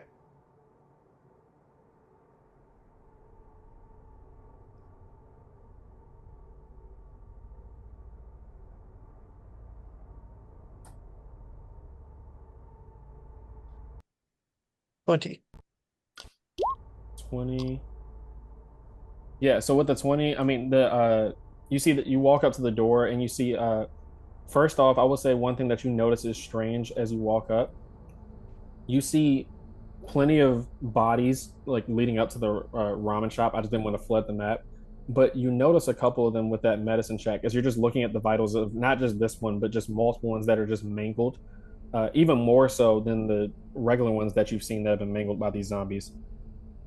As you look at this zombie on the ground that's like torn to pieces, you see it's not torn to pieces. It's almost like as if it was like either blasted through by some sort of intense heat to like burn off flesh. As you see like a missing jaw, but there's like a it's like a smooth sort of cavity in place of like where its jaw was before, as if it's like not a clean cut sort of scenario, but like I said, it's been burned or like melted off or something like that. You just see kind of like skin like falling off a bone, like a soft consistency.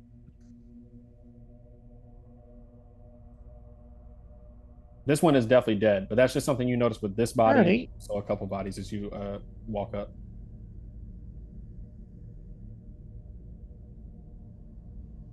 And Uh, yeah, not many lighting in the store. yeah. Once again, like this ramen shop, as you walk up, like windows are cracked. There's blood all over the wall and everything, and like chip parts of the door and every and stuff in the walls. I'm gonna look back at the group if I should go in further and risk not passing the stealth, or should I stay outside with them?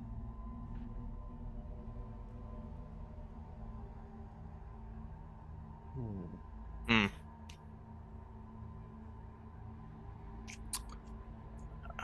I There are no side rooms in here, were there? Side rooms? No, it's no. only windows like on the sides of it, on either side of the building, and then one in the front. Gorilla's gonna move her final 20 feet stealthily about here, staying in the shadows the best she can. All right, and you can still see your token, right? Yeah. All right. Um, Let me check if there's anything within 30 feet.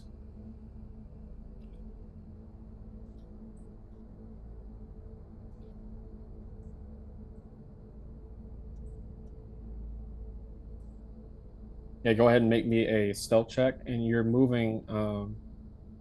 My full 40. Okay, yeah, go ahead and make me a stealth check. It's offset by the fact that you're in dim light right now, so it's not within their range. You would have guessed that these things have dark vision by now just by the way they're looking, but it's within very close range. So That's like my fifth natural one. Today's not my lucky day. yeah, so you see this plate We touch did so well last time. like jerks its head over towards your direction as you hide under a table. You notice like Sky who's in your hair. You almost are about to like bump your head to like where it would crush them. So you instinctively just like move your head out of the way and like bump the table. And the this plate touched individual just snarl over towards your direction like as it is like it's got its attention, but it doesn't know you're there yet.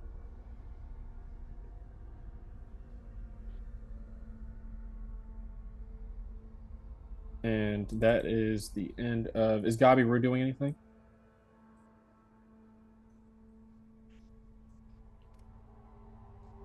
Gabaru is going to. Ooh, what did Gabaru do? No, Gabaru is going to walk in, but begin climbing up the wall. So he's hanging upside down on the roof. Okay. Yeah, so he'll make it up to here of his movement on the roof. All right, and then that would be another stealth check for Gabiru. Yeah,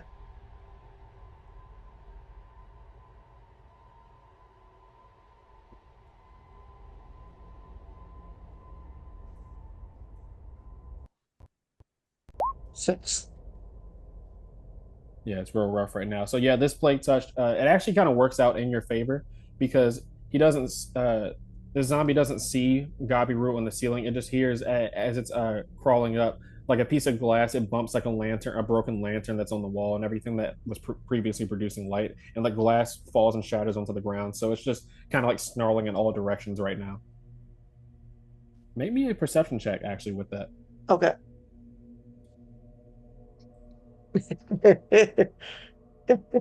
Okay. 10. A 10. You can't tell where it's coming from, but you almost feel like you can hear like a slight hum in the background. That's what you can make out of it. Uh, that'll be the end of your turn. Yeah. This zombie will. I'll have it roll a d2 to see which it investigates.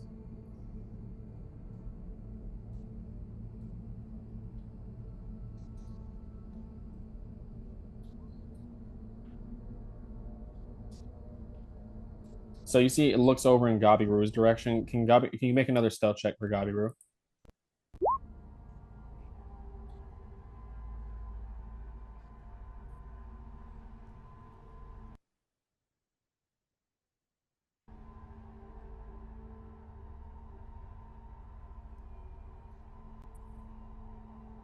At 14. 14.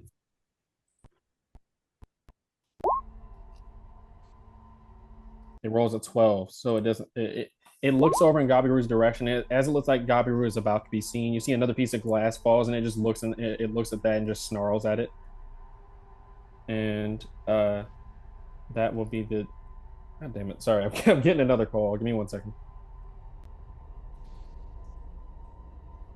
No worries. Oh, good. God. My luck is impeccable. Yeah. It was so good last session. We did so well Oh. last session. No, It's going this is so the bad this payback session. session. Last session was like, I give these Yeah. two like extraordinary luck. This time you're paying that karma. Time to die.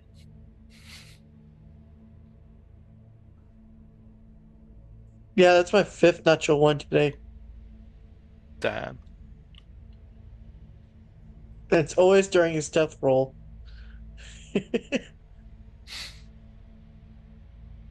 Except for that one strength roll.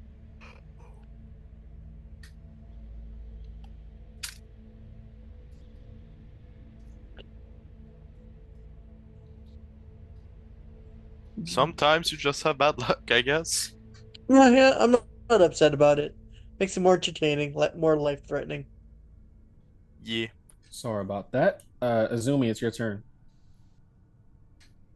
Whose turn? Azumi. Wow, that's crazy. Uh, Izumi is gonna go to here to start. And let me see, what genjutsu do I have? Damn, this is first campaign where hypnosis would unironically be useful.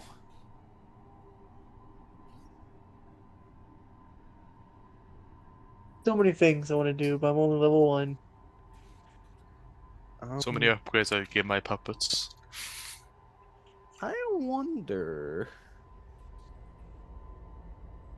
Well, I don't think I could do that with just no, because it's advanced. No, I'm not the same side. No, I'm not gonna. I'm not gonna play with the idea of that. Seeing how many are here. So I assume you would that is 20. Taking a glance around, I will ask: is there any sign of anything other than the zombies being in here? Not other than the insane amount. As you step in, I meant to say that, Gabriela. I don't know if I mentioned that. You see more like shadowy forms of like mangled bodies on the ground, except that you notice that while there are a lot of humans that are like mangled as well and appear to be melted through, just like I said to Gabriela, You see there's plenty of zombie bodies in here too that are like mangled in the same way. Hmm. I know what happened now. So whatever's nearby, uh, or like whatever was in this area was indiscriminately like killing.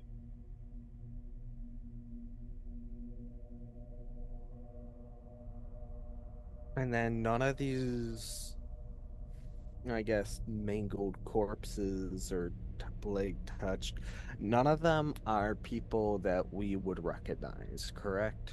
No, just you just see just college students and everything that you had just like seen in passing, but nobody you know. Hmm. In that case,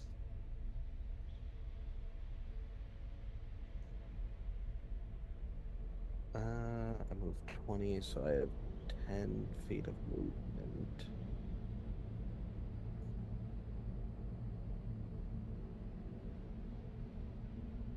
Try and touch a bird. You moved 15, by the way, not 10. No, I moved 20 because 15, 20. Okay. Yeah. Um,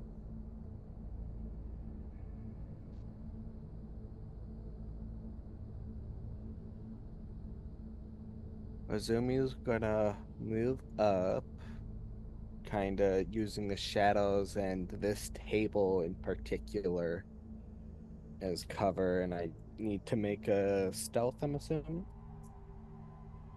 I'm pretty sure you do because it's within 30 feet. Let me see. Yeah, Yep. So that's a dirty stealth 20. check. I doubt it's going to beat that. Oh wait, actually, that's pass. It's passive perception. I forgot. So 20, yeah, that beats it. So you're able to just kind of like slink behind this table.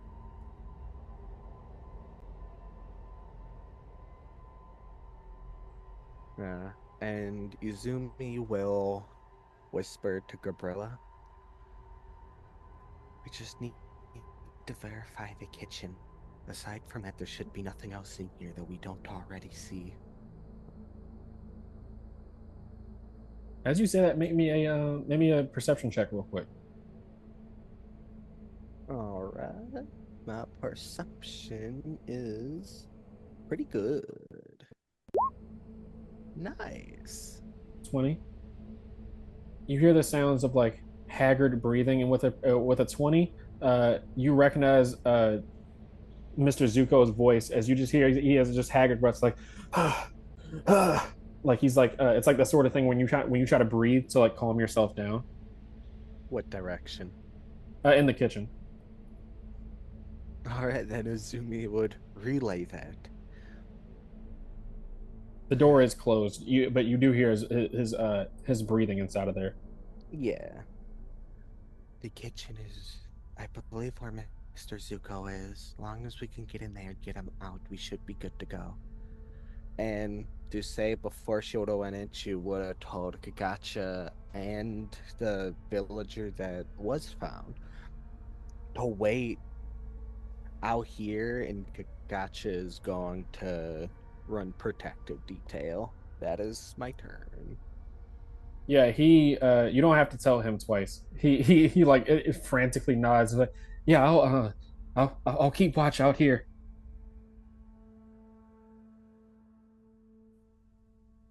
That is my turn. Makes me wonder if the villager will run on us or Oh, not. that was also directed toward. That was also directed towards our Senju. Oh yeah, Kikunara. Yeah, so Kikunara will nod as well and says, yeah, you guys can handle that. I'll protect this guy out here. Yeah, and the Kakacha will move right here. And that, yep, that is my turn. Uzi, that's all you. Yeah. Spaces. So I can move up here. Then I'll probably just take dash action. just so I can have the extra speed.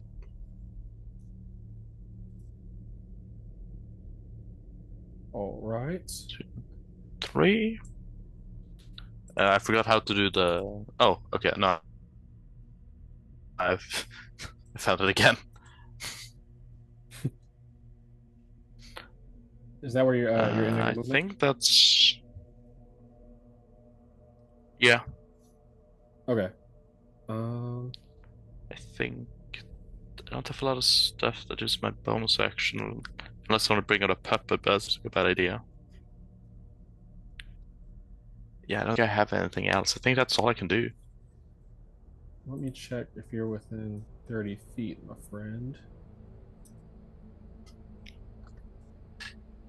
Nope, you're just outside of the range. So ordinarily that would have been a stealth check with disadvantage to dash, but you're outside of the 30 feet of this creature.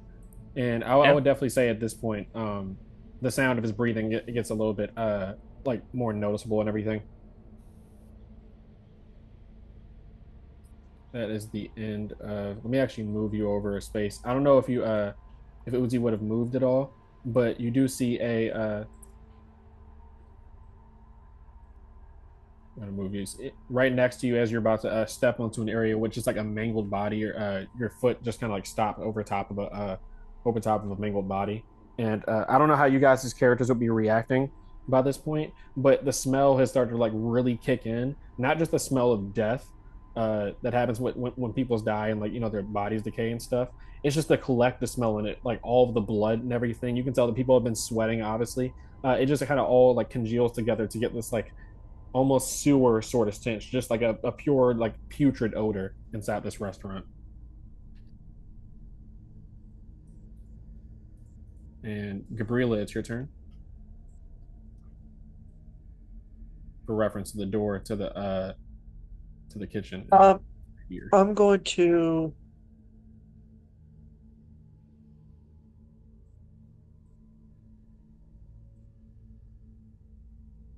Okay.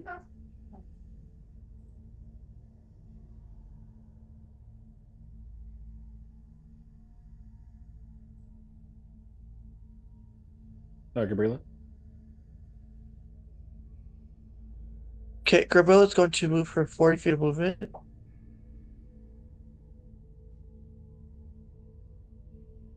here, over the from here, then jump over the counter to examine the area. Okay. The door is right here. For I don't know if you could see where I was pinging.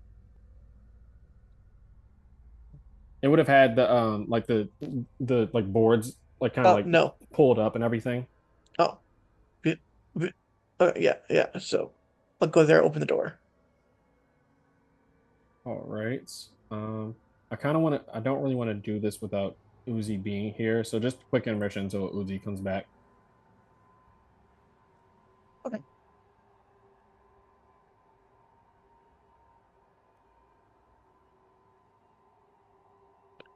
It's just been a regular afternoon for the group so far.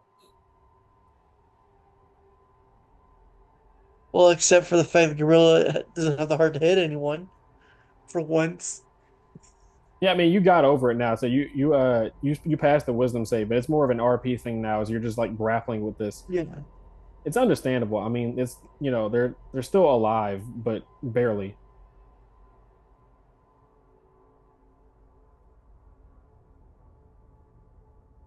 Let me actually go get some water real quick while we're waiting for the homie. Oh, and to add, just for a little context, RP, because, both because fucking Izumi passed the wisdom save out the gate, Mm-hmm. uh, it is very apparent to tell that these things disturb the fuck out of her, but fear is not something that she is portraying. I would definitely say for RP purposes too that like you almost feel like while this is discomforting, this isn't the first time you've seen mangled bodies.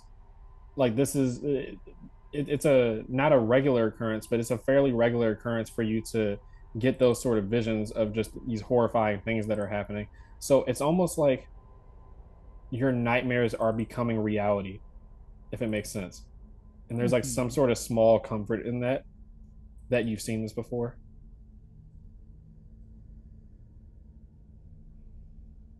It's like you traumatize yourself so much you get used to the actual trauma. Yeah. Yeah. All right. Does that allow you guys to be seen in the darkness? It also just helps video wise because people will be able to see Yeah. your tokens. I didn't realize that you guys couldn't see your tokens in there. I have like a duplicate screen up, like from a player's point of view, but it's hard for me to like constantly click back where it's click back between it.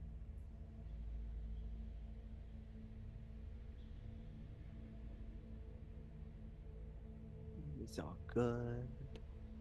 All right, so picking up where we left off, Gabriela, as you walk up to this to the kitchen door, you see that the counter that you had looked at before, as you go to immediately just go to hop over that, you see it's flipped up to like form a wall. It's like flipped up into its like a wall form and everything, just bolted shut. But you see, like it's been bolted shut in a way where like he didn't even have time to set the lock for it. He just like took a hammer and then like jammed some nails through like the top and bottom of it.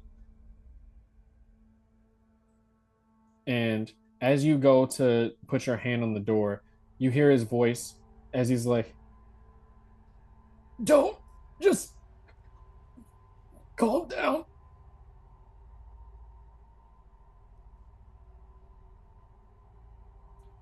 Do you still go to open the door? She'll hesitate at first, but she will open the door, yeah.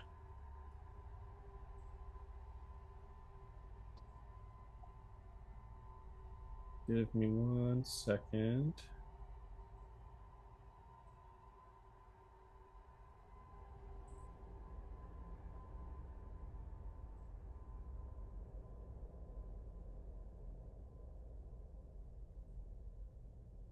No, it's almost time.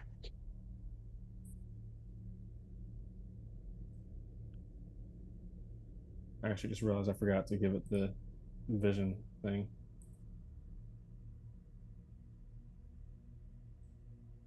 As you go to open the door, you are immediately assaulted by an even more like putrid stench than before. But this stench has a slightly like sour, like almost like citrusy sort of smell to it, like the kind that makes your nostrils like clear up and like kind of like more alert. As you go, you immediately looking for Zuko, lock eyes with him, but you lock eyes with he is like his eyes are dull and not lifeless, but you can clearly see just like hang like on the very edge of consciousness as you open the door and you hear the first thing you hear before you register what's in front of you is a kind of like a sizzling sound along with a crunching like like flesh tearing like squelching sort of sound. You look and you see hulked over like a massive back, almost kind of like Kingpin from Spider-Man, the way that like his back and like torso takes up most of his body mass, and you see short like stubby limbs on the as like the extremities, hunched over Mr. Zuko, the back itself being larger than his entire body. Hunched over, you see familiar midnight blue hair. As looking over, you see a monstrously deformed version of Luna, you guys' childhood friend. As you see, she has the entire left side of her face, along with the gray greenish decaying skin you've seen from these infected before. You look and see that her skin is even more decayed than the others, with like frayed and dried and cracked skin. But what's most alarming is that you see she is nearly 10 feet tall, almost the width of a bear, and you see half of her face like the flesh appears to have like melted off as you see a green glowing sort of like goo like dripping from where her mouth was before, as just half of her jaw remains, just the right half of her face. And then you see like the skin itself is like melted and like frayed into like the muscle beneath it itself, as it kind of like drips. And you see looking at you with like pointed and like gnarled teeth, Luna looks at you and says, I I made I made soup. I made soup for my dad. He won't eat it. As Luna like palms Mr. Zuko's head. He's still alive, by the way, but you see hat like a large section of his torso has been like not removed but like clawed into, and you see like a couple like bits of his skin appears to be like melted away, as this like green glowing liquid is like dripping onto the ground and like causing like a sizzling on the ground as you see a hole forms. She palms his head with one hand and looks at you, and I'll roll initiative for Luna.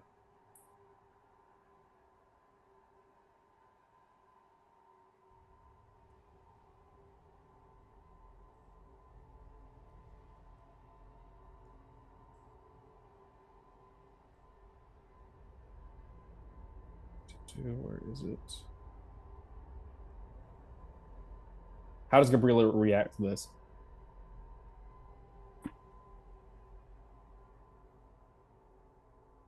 Uh, Gabriella in shock, naturally in shock and in terror. She like she's crouching this entire time, just being stealthy. But Izuku would look at her, should see something like almost like snap, seeing her childhood friend being corrupt. Like something just clicked or broke in her mind that she will stand up right. She'll stand up straight and she's going to say, "I'll be right back, everyone." And she's going to walk in, close the door, and take a stance that she doesn't normally when she fights people in the streets. She doesn't take a stance. Let's clarify that. She doesn't really normally take a stance. Mm-hmm. But as she approaches Luna closer after closing the door behind her, she will take a stance. And not just any stance, her dragon stance, which she's only used once or twice that people have witnessed. Mm-hmm. And the dragon stance is focused on Luna, meaning whenever Luna focuses on Gabriella, she may, I'll just read out the stat, just read out the stuff for you. You learn to enter a powerful stance, becoming more defensive focus and avoiding or blocking damage. My armor strike increases to 1d6. While in this stance, I have reinforced armor property, Okay. meaning my taijutsu level of defense, so I remove 7 points of damage every time they attack me. You said what your is it your taijutsu ability score? Yeah, it says taijutsu. Let me see. Is it if it's ability score, it would be a number of damage reduction equal to whatever you use for taijutsu. That would be strength, right? Or do you use you could use dexterity? Reinforcements according to your taijutsu ability modifier. Okay, yeah. So ability modifier, that would be what stat do you use for taijutsu? Strength. Okay, so you have a 4 damage reduction. Okay, so it'd be 4 instead of 7. Okay, that's good to know. Good to know. Yeah, yeah. And as a bonus action, select one creature you can see or hear within 30 feet of you and gain +2 AC. At the start of your next turn, select a creature. Okay. Yeah, So all right. my AC Mhm. Increases by 2 against this creature. Do you look is Gabriela like taking any like how aggressive does Gabriela appear like as you're getting in the stance and everything as Luna is like looking at you with a mixture of fright and also just like crazed hunger. So Luna's looking at frightened, crazy hunger. Hmm. Gabriella is looking at her with like mercy, but like aggression. I'll say Luna is still like on like conflicted right now. You can tell just wanting to like lurch towards you, but like something in her is like rooting her in place. I'll say she doesn't take her elite action until the end of the round because it's either at the beginning or end of it. And I think Luna would have pause right now as you see Mr. Zuko looks at you and says, "Don't, please, please don't hurt her."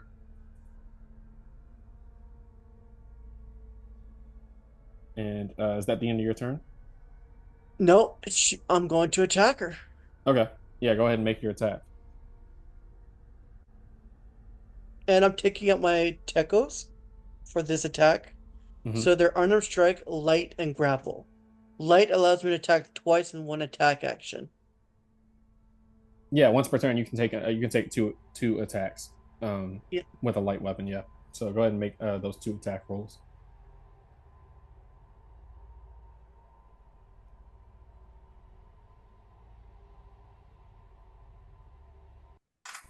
25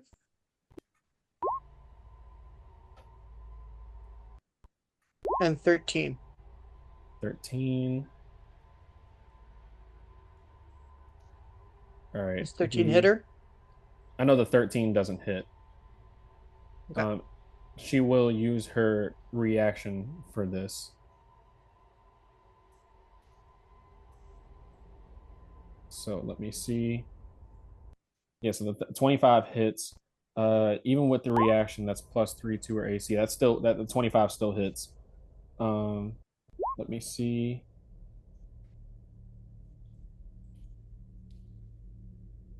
All right, yeah. So you see, Luna tries to like roll out of the way at first, but you're able to still like find your strike to land. That was 6 points of damage of bludgeoning. All right, you said six bludgeoning. Yeah, 6 bludgeoning. And as a bonus action, I'm going to use an unarmed strike again. I think. Well, did you use your bonus action for the AC thing, or was that just Oh, strike? you're right. Yeah, yeah. So that's plus That's right. two to your Okay. AC against Luna. Yeah. So just mark that on my thing. And is Gabi Rue doing Green's anything? AC, right? Yeah, Green's AC. Yeah. Gabiru is going to crawl above this plague one over here and jump down to attack him.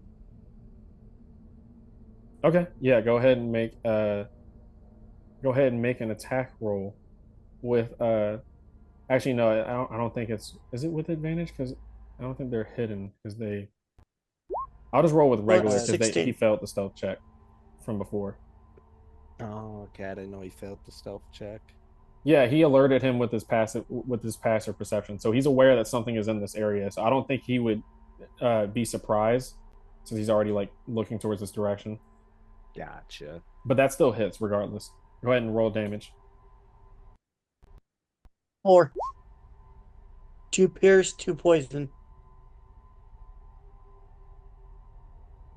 Two piercing and two poison. Yeah. Yeah, so Gabiru like drops down and like sinks its teeth into the this infected shoulder, and that will be the end of Gabriella's turn. Sorry. Uh, so this plate touched will first. This one will move towards Gabiru.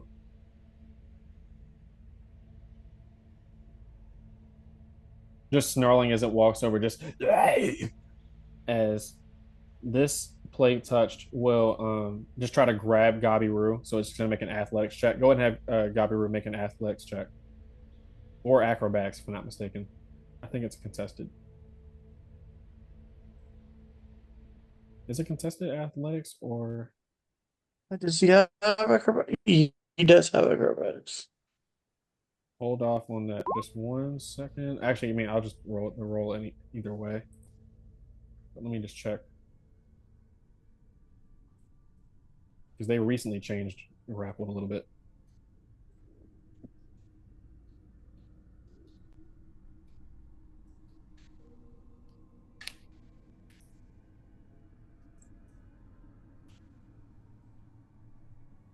Two.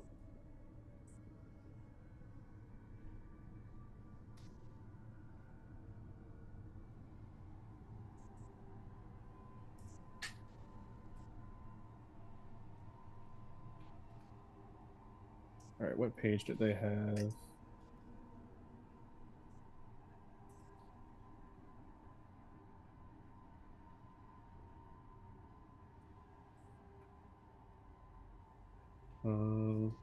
Sorry, I'm taking a minute. I'm just trying to make sure I'm not screwing you guys over. Take time. Attack, grappling. Okay, so when you want to grab a creature, if you want to make multiple attacks. So athletics check contested by contested by athletics or acrobatics. So I was right about that. All right, yeah. So what was your roll? 15. 15. Okay, yeah, so that succeeds. This plate toucher tried to grab Gabiru off of his back and everything, like off of his shoulders and stuff. But Gabiru was able to like wriggle out of the way. And this plate touch is gonna just try to bludgeon it with its arms, just trying to grab it.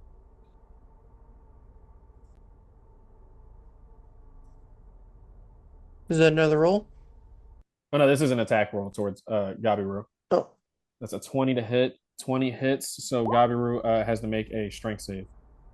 And he takes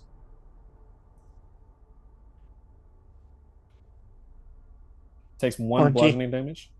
20 succeeds, so yeah, he just takes one bludgeoning damage. As it just like barely grazes his head. And I'll say that Kikunara definitely Uzi and Azumi, you see Kikunara has a branch extend out into the doorway to like wave towards you that you guys are starting to draw some attention. And Azumi, that's your turn.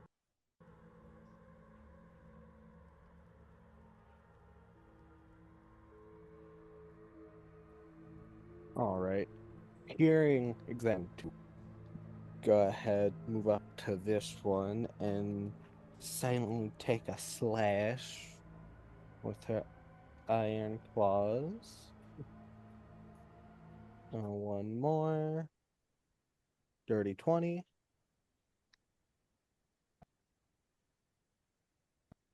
Dirty 20 hits. This is +3 plus another 1d8. 14. All right. Let me see. And then after the slash, Zumi's gonna dash to over here and what the fuck? Is gonna bonus action slash at the other one with Uh, their with her with the kunai. kunai. Yeah. Yeah. Let's see. Sad that wasn't her main thing. Oh well. This is a 1d4 plus 1d8. So that's 8 slashing to the other one. Okay, cool. And she's gonna call out to Uzi. Need to end this quick to help her. Ending it quick. All right. 8 slashing. All right, yeah. So you dispatch of both of them as you just what would shit. you what did you what did you attack with the first strike? Iron Claw. Yeah, you just stab into the first one. These are all lethal strikes, by the way. And I'll say it's just you gotta specify when you're switching from between lethal and non-lethal.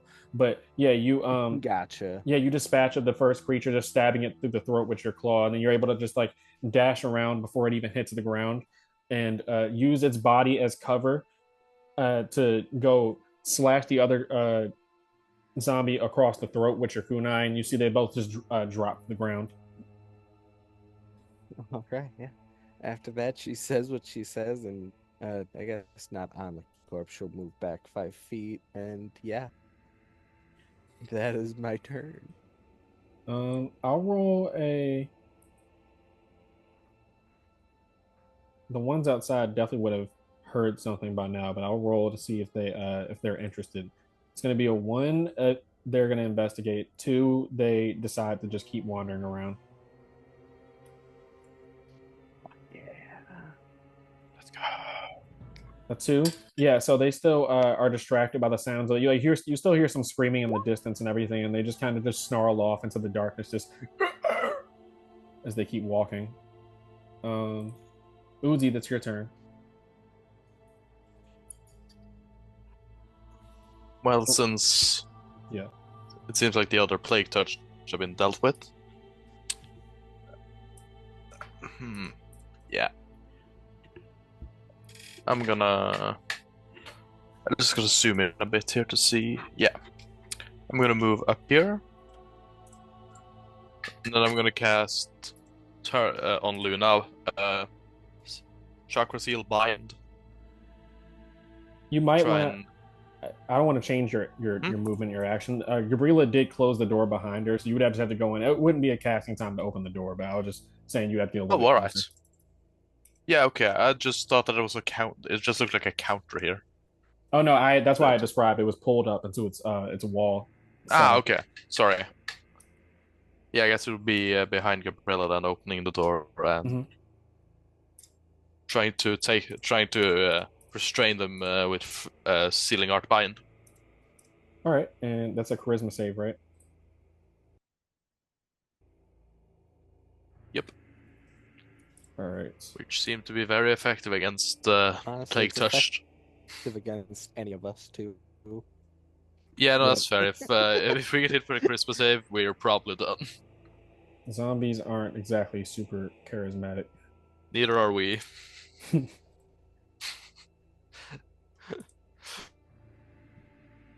It is going to use some. What's worse, just people who are awkward or literal zombies who just have nothing going? Can it even use this tenacity die to?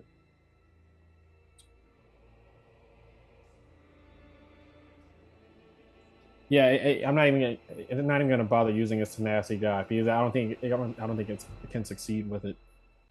Uh, yeah. So as you cast the jutsu, just it's the same thing as before. Just the chakra threads just form the seal on their body, Yeah, and they are restrained, right? correct. And they gain one rank of sealed.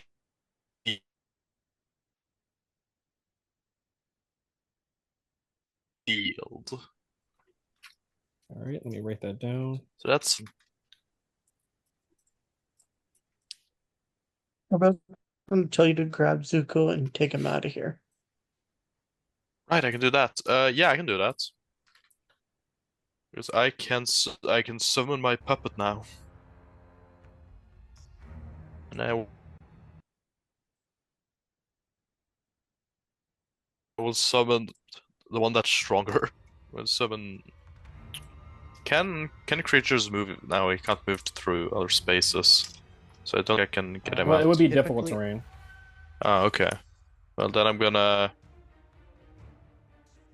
bring out Barbodo. Be 10. Wait, can I summon him like wherever I can reach, or what's I think range on the it's jutsu within. is? I don't remember if there's a specific range for it. I'll just say if it's within 5 feet for now because you'd have to like Yeah, unfurl okay. it. Just that's good enough because I just want him here and try and get Zuko out of there. Okay, yeah, I will probably say it's just a have Barbodo make an athletics check against Luna's, definitely with disadvantage. Athletics, or I'll use her. Yeah, athletics. So let's just be contested athletics right here. The puppets use its own stats, right? Yeah, I think it has its own. Its own. Yeah. Okay, 14. 14. Oh no, you don't have disadvantage. You just Oh, roll regular. But oh, he it's has 14 disadvantage. anyway. She rolls Yeah, two okay. 12s. So you're able to grab the puppet is able to grab Mr. Zuko as she just snarls it. Perfect. Yo, he has dried my soup. That's concerning. And is that Well, the I'm end of your turn? gonna. The puppet can move. Actually, yeah, that's my turn. Okay. Yeah. Okay. Actually, I never got to describe how does what do Barbodo and your and Johnny actually look like, your puppets, because we've never described them. Right. I mean, they're both kind of like robotic-looking creatures. Mm-hmm. Like, there's no.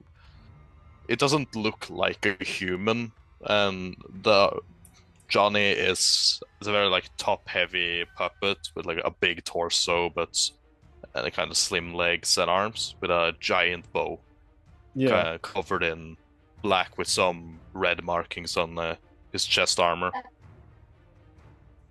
And Verbodo's a very slim model with very like small arms, but still pretty tall.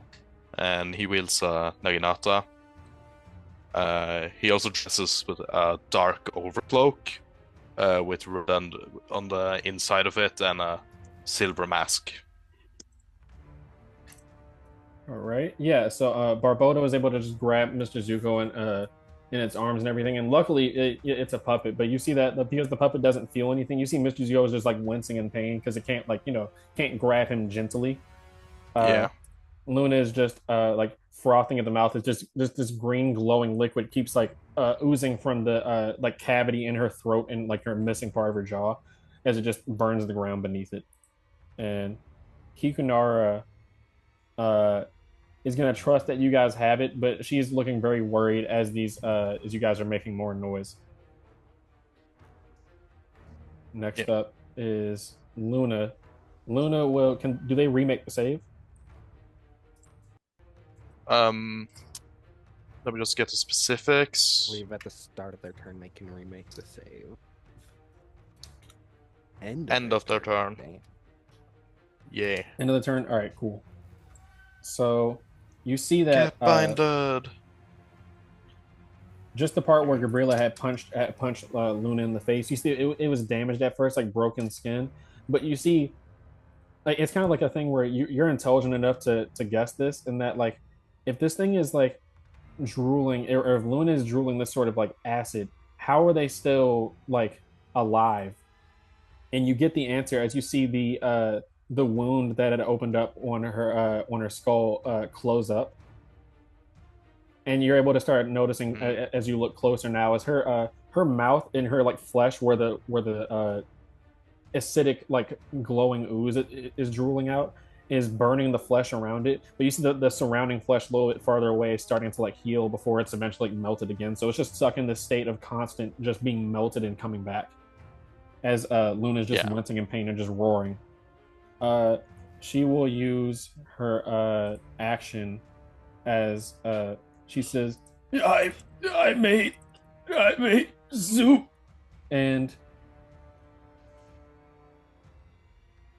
main action to you hear a low gurgle in its stomach as you see her throat kind of expand, and she vomits out. Let me see something real quick. How much chakra is this? Actually, wait. Sealed makes things cost more chakra. That's 2. +2 per rank. Yeah. Okay, cool. All right, so I'm gonna subtract that real quick.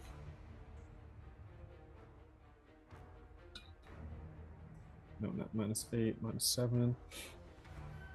as she vomits just a explosion and stream of acid out at you. Oh.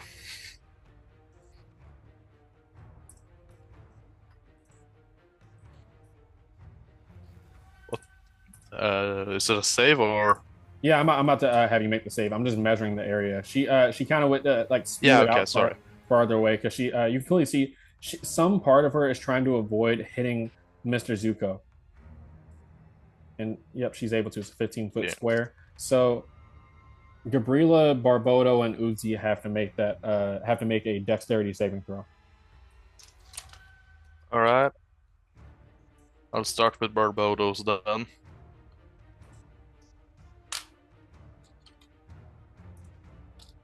See.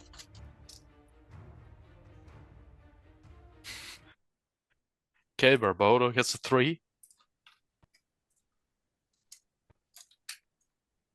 I rolled a 14. Same. 14.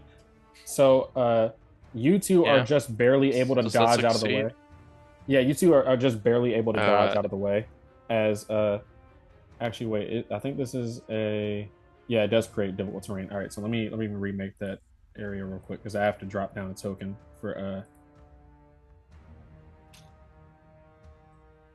2. No, that wasn't it.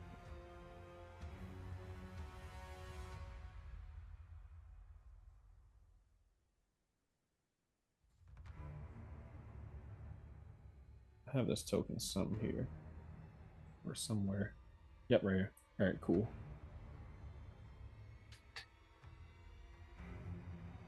Shit, wait, it's not letting me.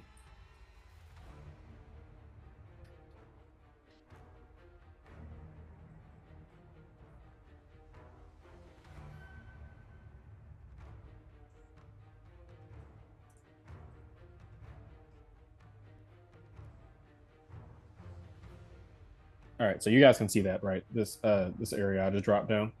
All right, so yeah, if you can see that on the ground, so you guys are just barely able to get out of the way, and Barbodo will take this full damage, but you guys will only take half as you just barely succeed. Yeah. She vomits out this stream of just acidic bile from her mouth, and you roll it out of the way, and Barbodo can't catch this disease, but you kind of get a searing pain. Both of you, Gabriela and Uzi, take 6 acid damage. Barbodo takes 12. All right. And this area that you see of acid near you does count as difficult terrain. As you see the ground itself, as the acid flops on there, starts to melt and melt away.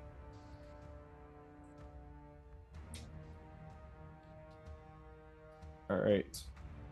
Um, that is all that Luna can do on her turn because she's currently. Oh yeah, I have to remake that saving throw.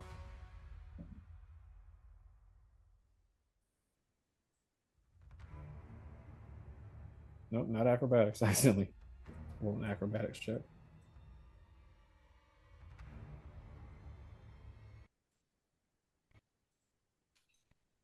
She gets a 14, but she's going to use some tenacity die to make that succeed.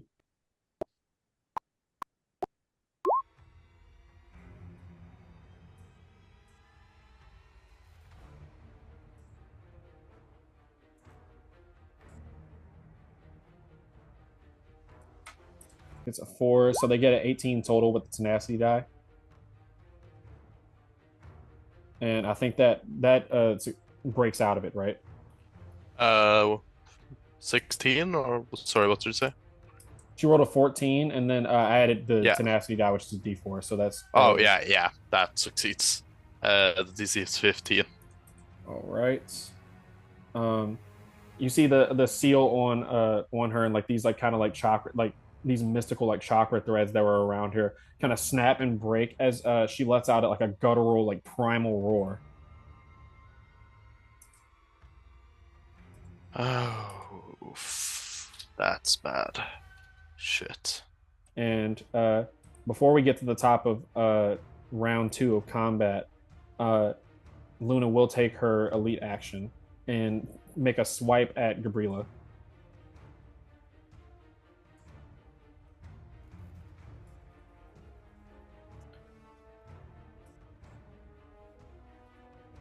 A 13 does not hit as she swipes at you with like one of her like stubby limbs, but like with a frightening level of speed, and like it crashes and like smacks into the wall. But you see, she just like fully caves out a section of the wall just from like grazing it and everything. Um, and Gabriela, it's your turn as she looks at you and says, where are you going?"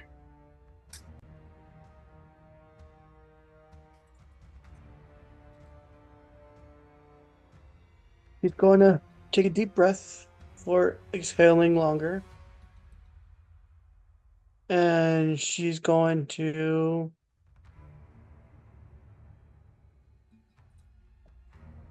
how do I I'm just trying to find the name of the jutsu. Mm-hmm. You're going to use Oxen Strike jutsu, Okay. where she makes 200 strikes. Is that the one that does 200 strikes? I'm just reading it right now. Yeah, you're all good. If you're the spirit of an oxen, draw inspiration from it.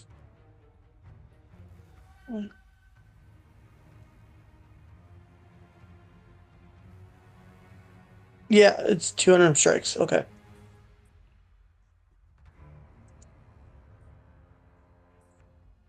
Yeah.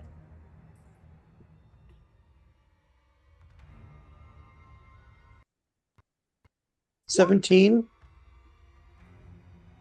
17 just barely misses. And misses? Yeah. Ooh. Okay.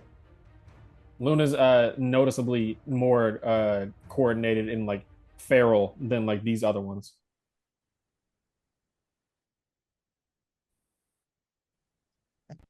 So 16 also misses. So bonus action attack. What is that to hit? Yeah, both of those was to hit. Yeah, I With meant the I Oxen couldn't see it. Strike. Yeah, I couldn't see what the number to hit was for the second one. 16. Oh, 16. 16, yeah, 16 doesn't hit either as Luna's just like snarling, just dodging out of the way of these strikes. All right, bonus action with late attributes. So I attack 2 more times. 17's also a miss. Well, was it main action to do Oxen Strike? Like how many strikes was Oxen Strike? 2.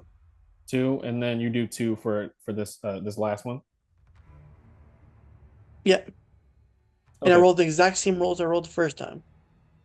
17 and 16. Yeah, 17 and 16 don't hit. As you just try to let off this flurry of blows, but I feel like it might be something like relating to like Gabriela as a character, but just something in it is just making you like just barely miss. As you've, it's been a while since you fought something this like primal. It's like fighting an animal.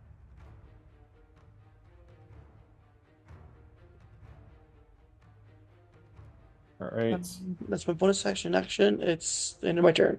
Yep, that's gotta be right. Gabiru, uh, Gabiru's going to head outside. 20, 30, right there. He's going to go sentry outside. Okay.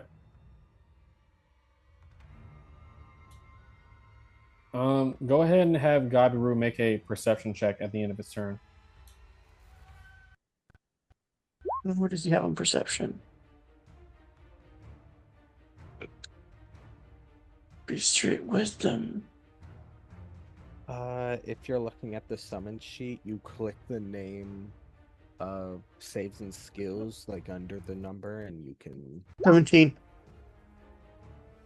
All right. 17. You don't see it fully, but Gabiru kind of hisses and you kind of hear out of the corner of your ear. Or actually, you wouldn't really be able to hear that well, but Azuma, you kind of hear it, and then Kikunara and Gakacha both hear Gabiru kind of communicate that it's feels like it saw he feels like he saw something out in the distance, kind of like hide behind a bush or something. We can't tell exactly what it is, and that is the plate touch turn. Once again, I'll roll a d2. One is they start lurching towards that area. Two, yeah, no, so they keep wandering around. Some very good rolls here. Azumi, it's your turn. All right. Uh, Looking over to them, it's very prevalent that that is a much bigger fight, correct? Yeah, I mean, you saw Uzi. Well, Gabriela went to close the door, and then you heard Luna's like a distorted version of Luna's voice, and Uzi went to open the door, and after he cast the jutsu, you just see a flood of glowing acid, shoot out to the Mm, ground. I see, I see. So Izumi is gonna call out, hopefully loud enough just for them to hear. If more start approaching, you need to go. Then do so. Gotcha. You're staying with them. As Izumi is gonna first move to here. Uh, let's see. The only way I can move into this turn is if I Oh, dash. as you enter that area, before you do your thing, make me a dexterity saving throw.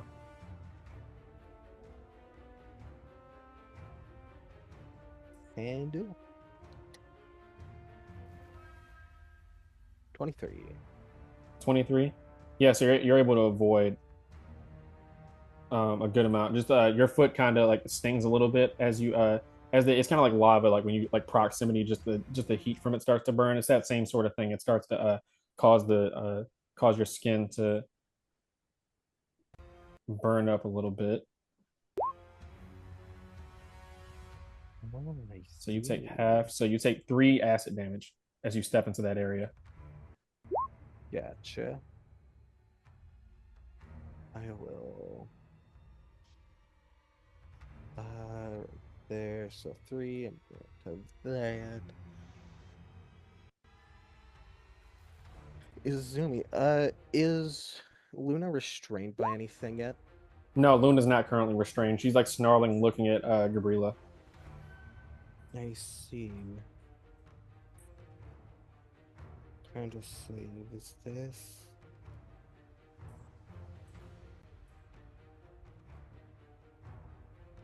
And then reach dish. Blah blah blah. No, that wouldn't do me any good here. Okay, so can you guys hear me? Yeah, now we can. Okay, all right. I don't know where it cut out at. Um, it says my internet connection is unstable, but that Uh, doesn't make any sense. What were you doing? Fair enough. Command grovel. She has to make a wisdom save. They get an 11, but they have 2 tenacity die left, so I'll try to see if that can help them succeed.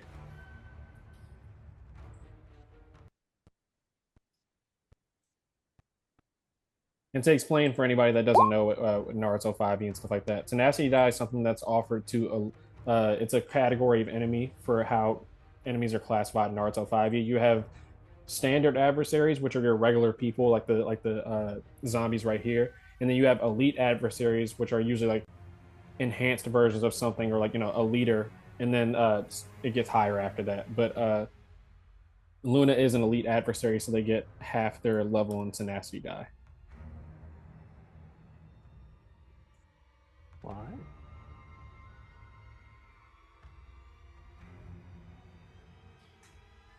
What's the roll? They get an 11, and then 11 plus Take them. 11 plus 2. 13 doesn't succeed. So what are you commanding Luna to do? Grovel. Grovel. All right, so that would make them prone.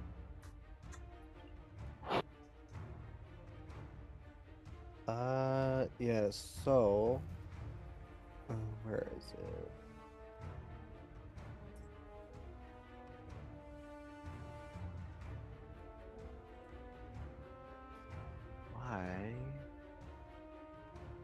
Does it do that? I'll have to grab it from my other sheet real quick.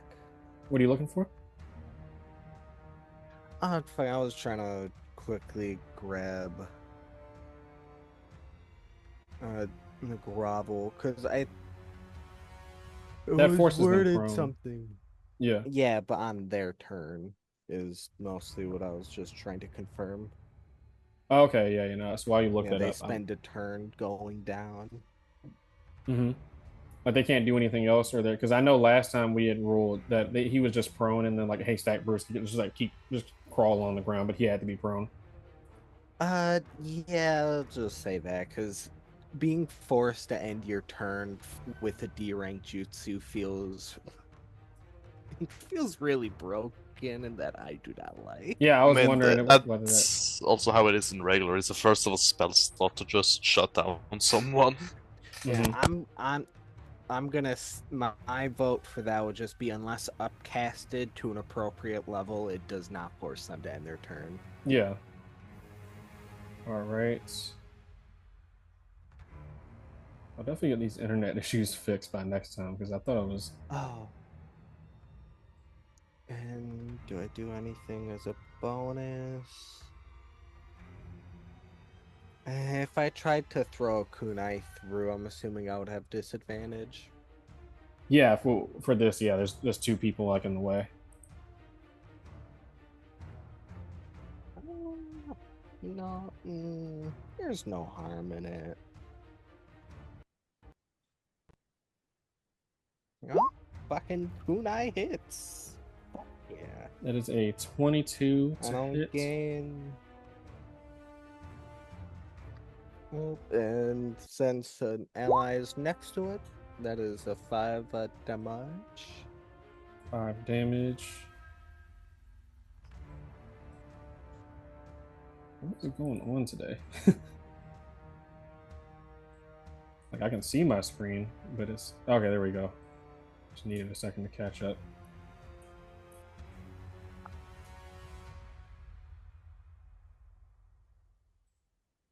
All right, 5 damage. You see as the kunai sinks into her, like wherever you were throwing it, you see it sinks into there and draws blood, but you see it stops way quicker than you would have expected, like as if her like muscle was just like that dense. Ooh. Definitely serious business. That is, what is Gakasha doing? Kakacha is uh, gonna move besides her Senju friend and just holding action Mm-hmm. to attack anything that comes close. All right, Any zombie, I'll specify. and I think yeah, you do in your turn in the area. So go ahead and make me that dexterity save again. Oh, I see that now. Okay, fair enough. 23. 23. Yeah, so you succeed, and you just take half of this.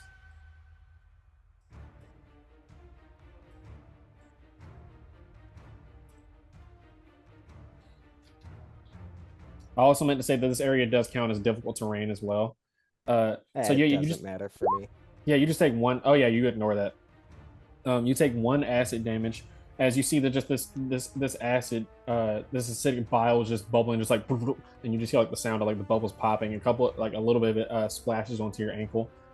But you do notice that the wall next to you caves in as just the acid just on the wall melts it, and so now like the wall right next to you to your left is open. Um, All right. Uzi, that's your turn. Yeah. So do we wanna? Are we trying to restrain him, or is it like knock him out? Yeah, that's up to you guys. Luna's just currently, I'd say, the most focused. She's more focused on Barbodo than anything else because she has your puppet Yeah. has Mr. Zuko in its arms. So like, give me give me my daddy. Oh yeah. Oh mate. All right. Ideally, knockout. All right, then we're doing probably the most effective thing I can: fracture. It's either that, it's either that or fireball, and the room's a bit small. Yeah, I'm going to do sealing art fracture. All right. Just like almost just like a lot of my stuff, charisma save. Oh yeah, I just blanked out for a second. All right, so charisma save. Yeah.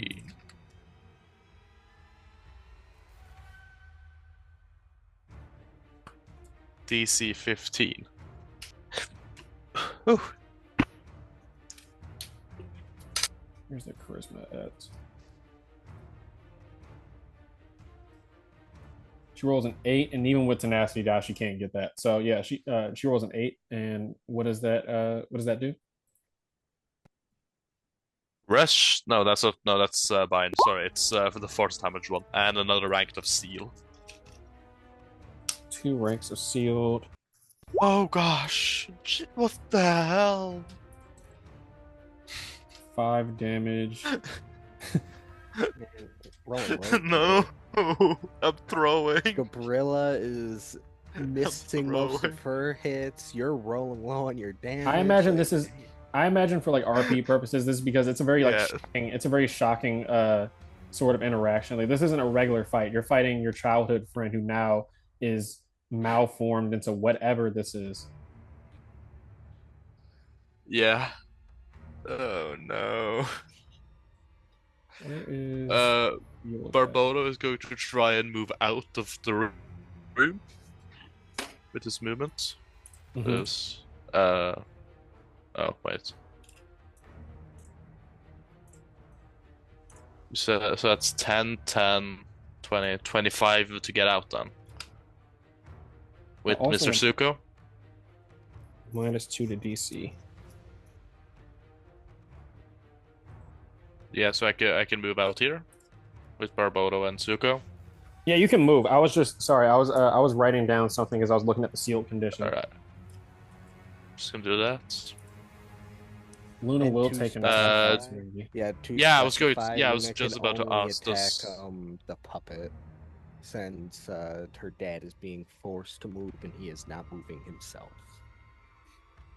Yeah, no, she's only attacking the puppet.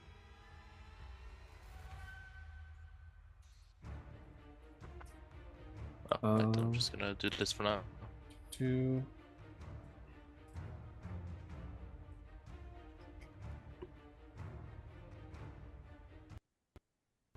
And 11 does not hit. As she just makes like a clumsy like swipe at it. You just hear like the air rush past Barbodo just from the force of the strike, Jesus. but it misses. Barbodo lives another second. Where are you going? Where are you going with my daddy? As she like vomits up more acidic bile. And do you have anything else you want to do? That's my bonus action and action. I think that's it. Yeah. Okay, all right, cool. Kikunara kind of whispers in. Azumi, you kind of hear over the sound of just like the bubbling acid. Kikunara like whispers over, "Are we getting out of here? What's inside there?" Do I have a chance to respond? Yeah, you can kind of like whisper back. We're getting Mr. Zuko. There's a big one in here. Just stay guard out there. All right. That's the end of Kikunara's turn. She'll just keep having her ready to action. Luna, it is her turn now, as she lets out like a snarl, and most focused like Gabriela, you see like I don't know whatever would how Gabriela would take that, but just as a warrior, you see Luna fully ignore you, like just not even with you as a concept of a threat right now, and goes to try to move past you. You can would it be an attack of opportunity? I'll say she tries to move out, so Ooh. she would be stopped like right here. So she's gonna try to just move past Gabriela and is like just I would imagine stopped right here because how many feet was that? 5. No, difficult terrain because you're moving through people. So 5, It counts even through 15. enemies. Yeah, enemies and allies. If you move through a creature's space, it counts as difficult terrain. 5, 15, 25. Yeah, so she would be stopped. She can't move anymore because that would be 25 feet from her 30. So yeah, she's kind of like Uzi, you're kind of like slammed up against like the door frame and everything as she tries to like force her body out of there, like moving you out of the way. Give me my daddy. As she'll just make a swipe towards you and Gabriela.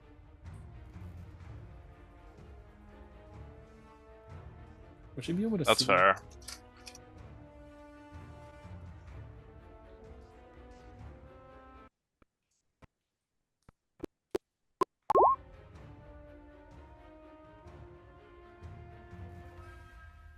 All right. Oh wait, yeah, she can only make one attack roll. So yeah, she will just make an attack roll against you, Uzi, just being right next to her. Yeah. 24 hits, Definitely. and make me a strength saving throw.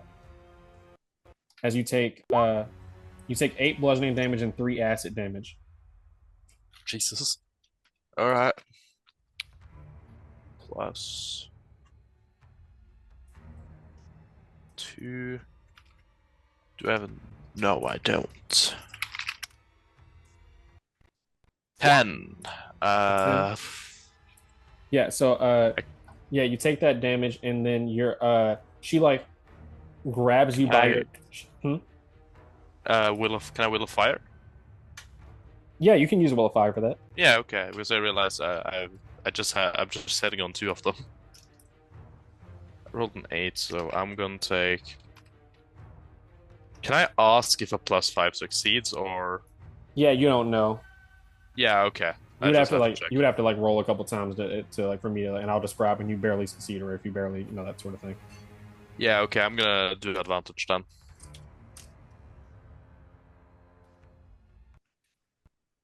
Should take a +5.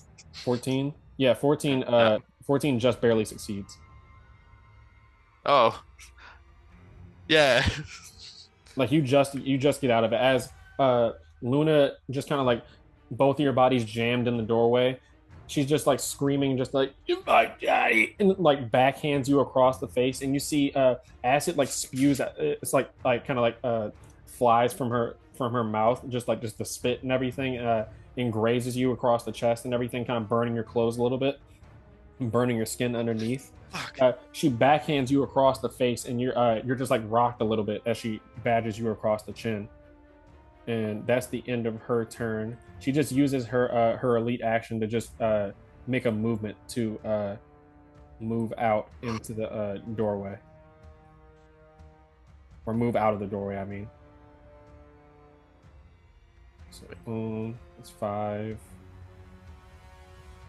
Oh, no, that's 10, and then this will be 20, and then stops right here.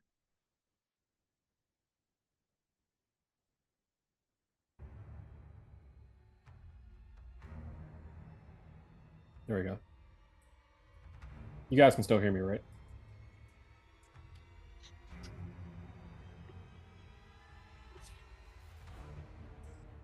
Okay, you guys still hear me? Yeah, we can. Yep. Okay, yeah, sorry. I know I keep asking. I just want to make sure. That's the end of No, her we're fine. elite action, and that's where we'll wrap up the session as Luna like crawls past you and kind of knocks you on the ground a little bit, Uzi. You almost like fall into that pool of acid. Like you're right on the edge of where it starts. Um, and she just like crawls through it, clearly unaffected by her own acid, at least mostly outside of like aesthetic burns. She crawls towards Barbodo with the acid dripping from her mouth and just screams for her daddy, and that's where we'll end the session. Gotcha. I command groveled her. Oh yeah. No, you're right. You're right. Or So she would be or did she moved up. crawl the whole way?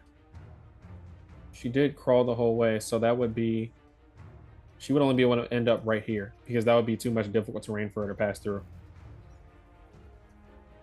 Because it's already difficult terrain for Uzi. Yeah. Let me make sure I'm not tripping. So they ended up right here.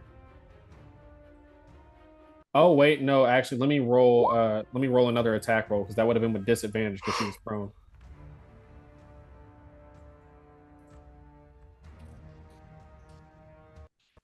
And 11 doesn't hit, so you can go ahead and put that 11 HP back on your person, Uzi. Yeah. Yeah, I'm sorry. It completely just came back to me. I was like, wait a minute. No, you're right. You're right. She would only she still ends up out of the doorway, just crawling. So you just see her crawling through this pool of acid, her clothes burning, her skin burning as you see muscle underneath just exposed. And that is where we'll end the session. All right.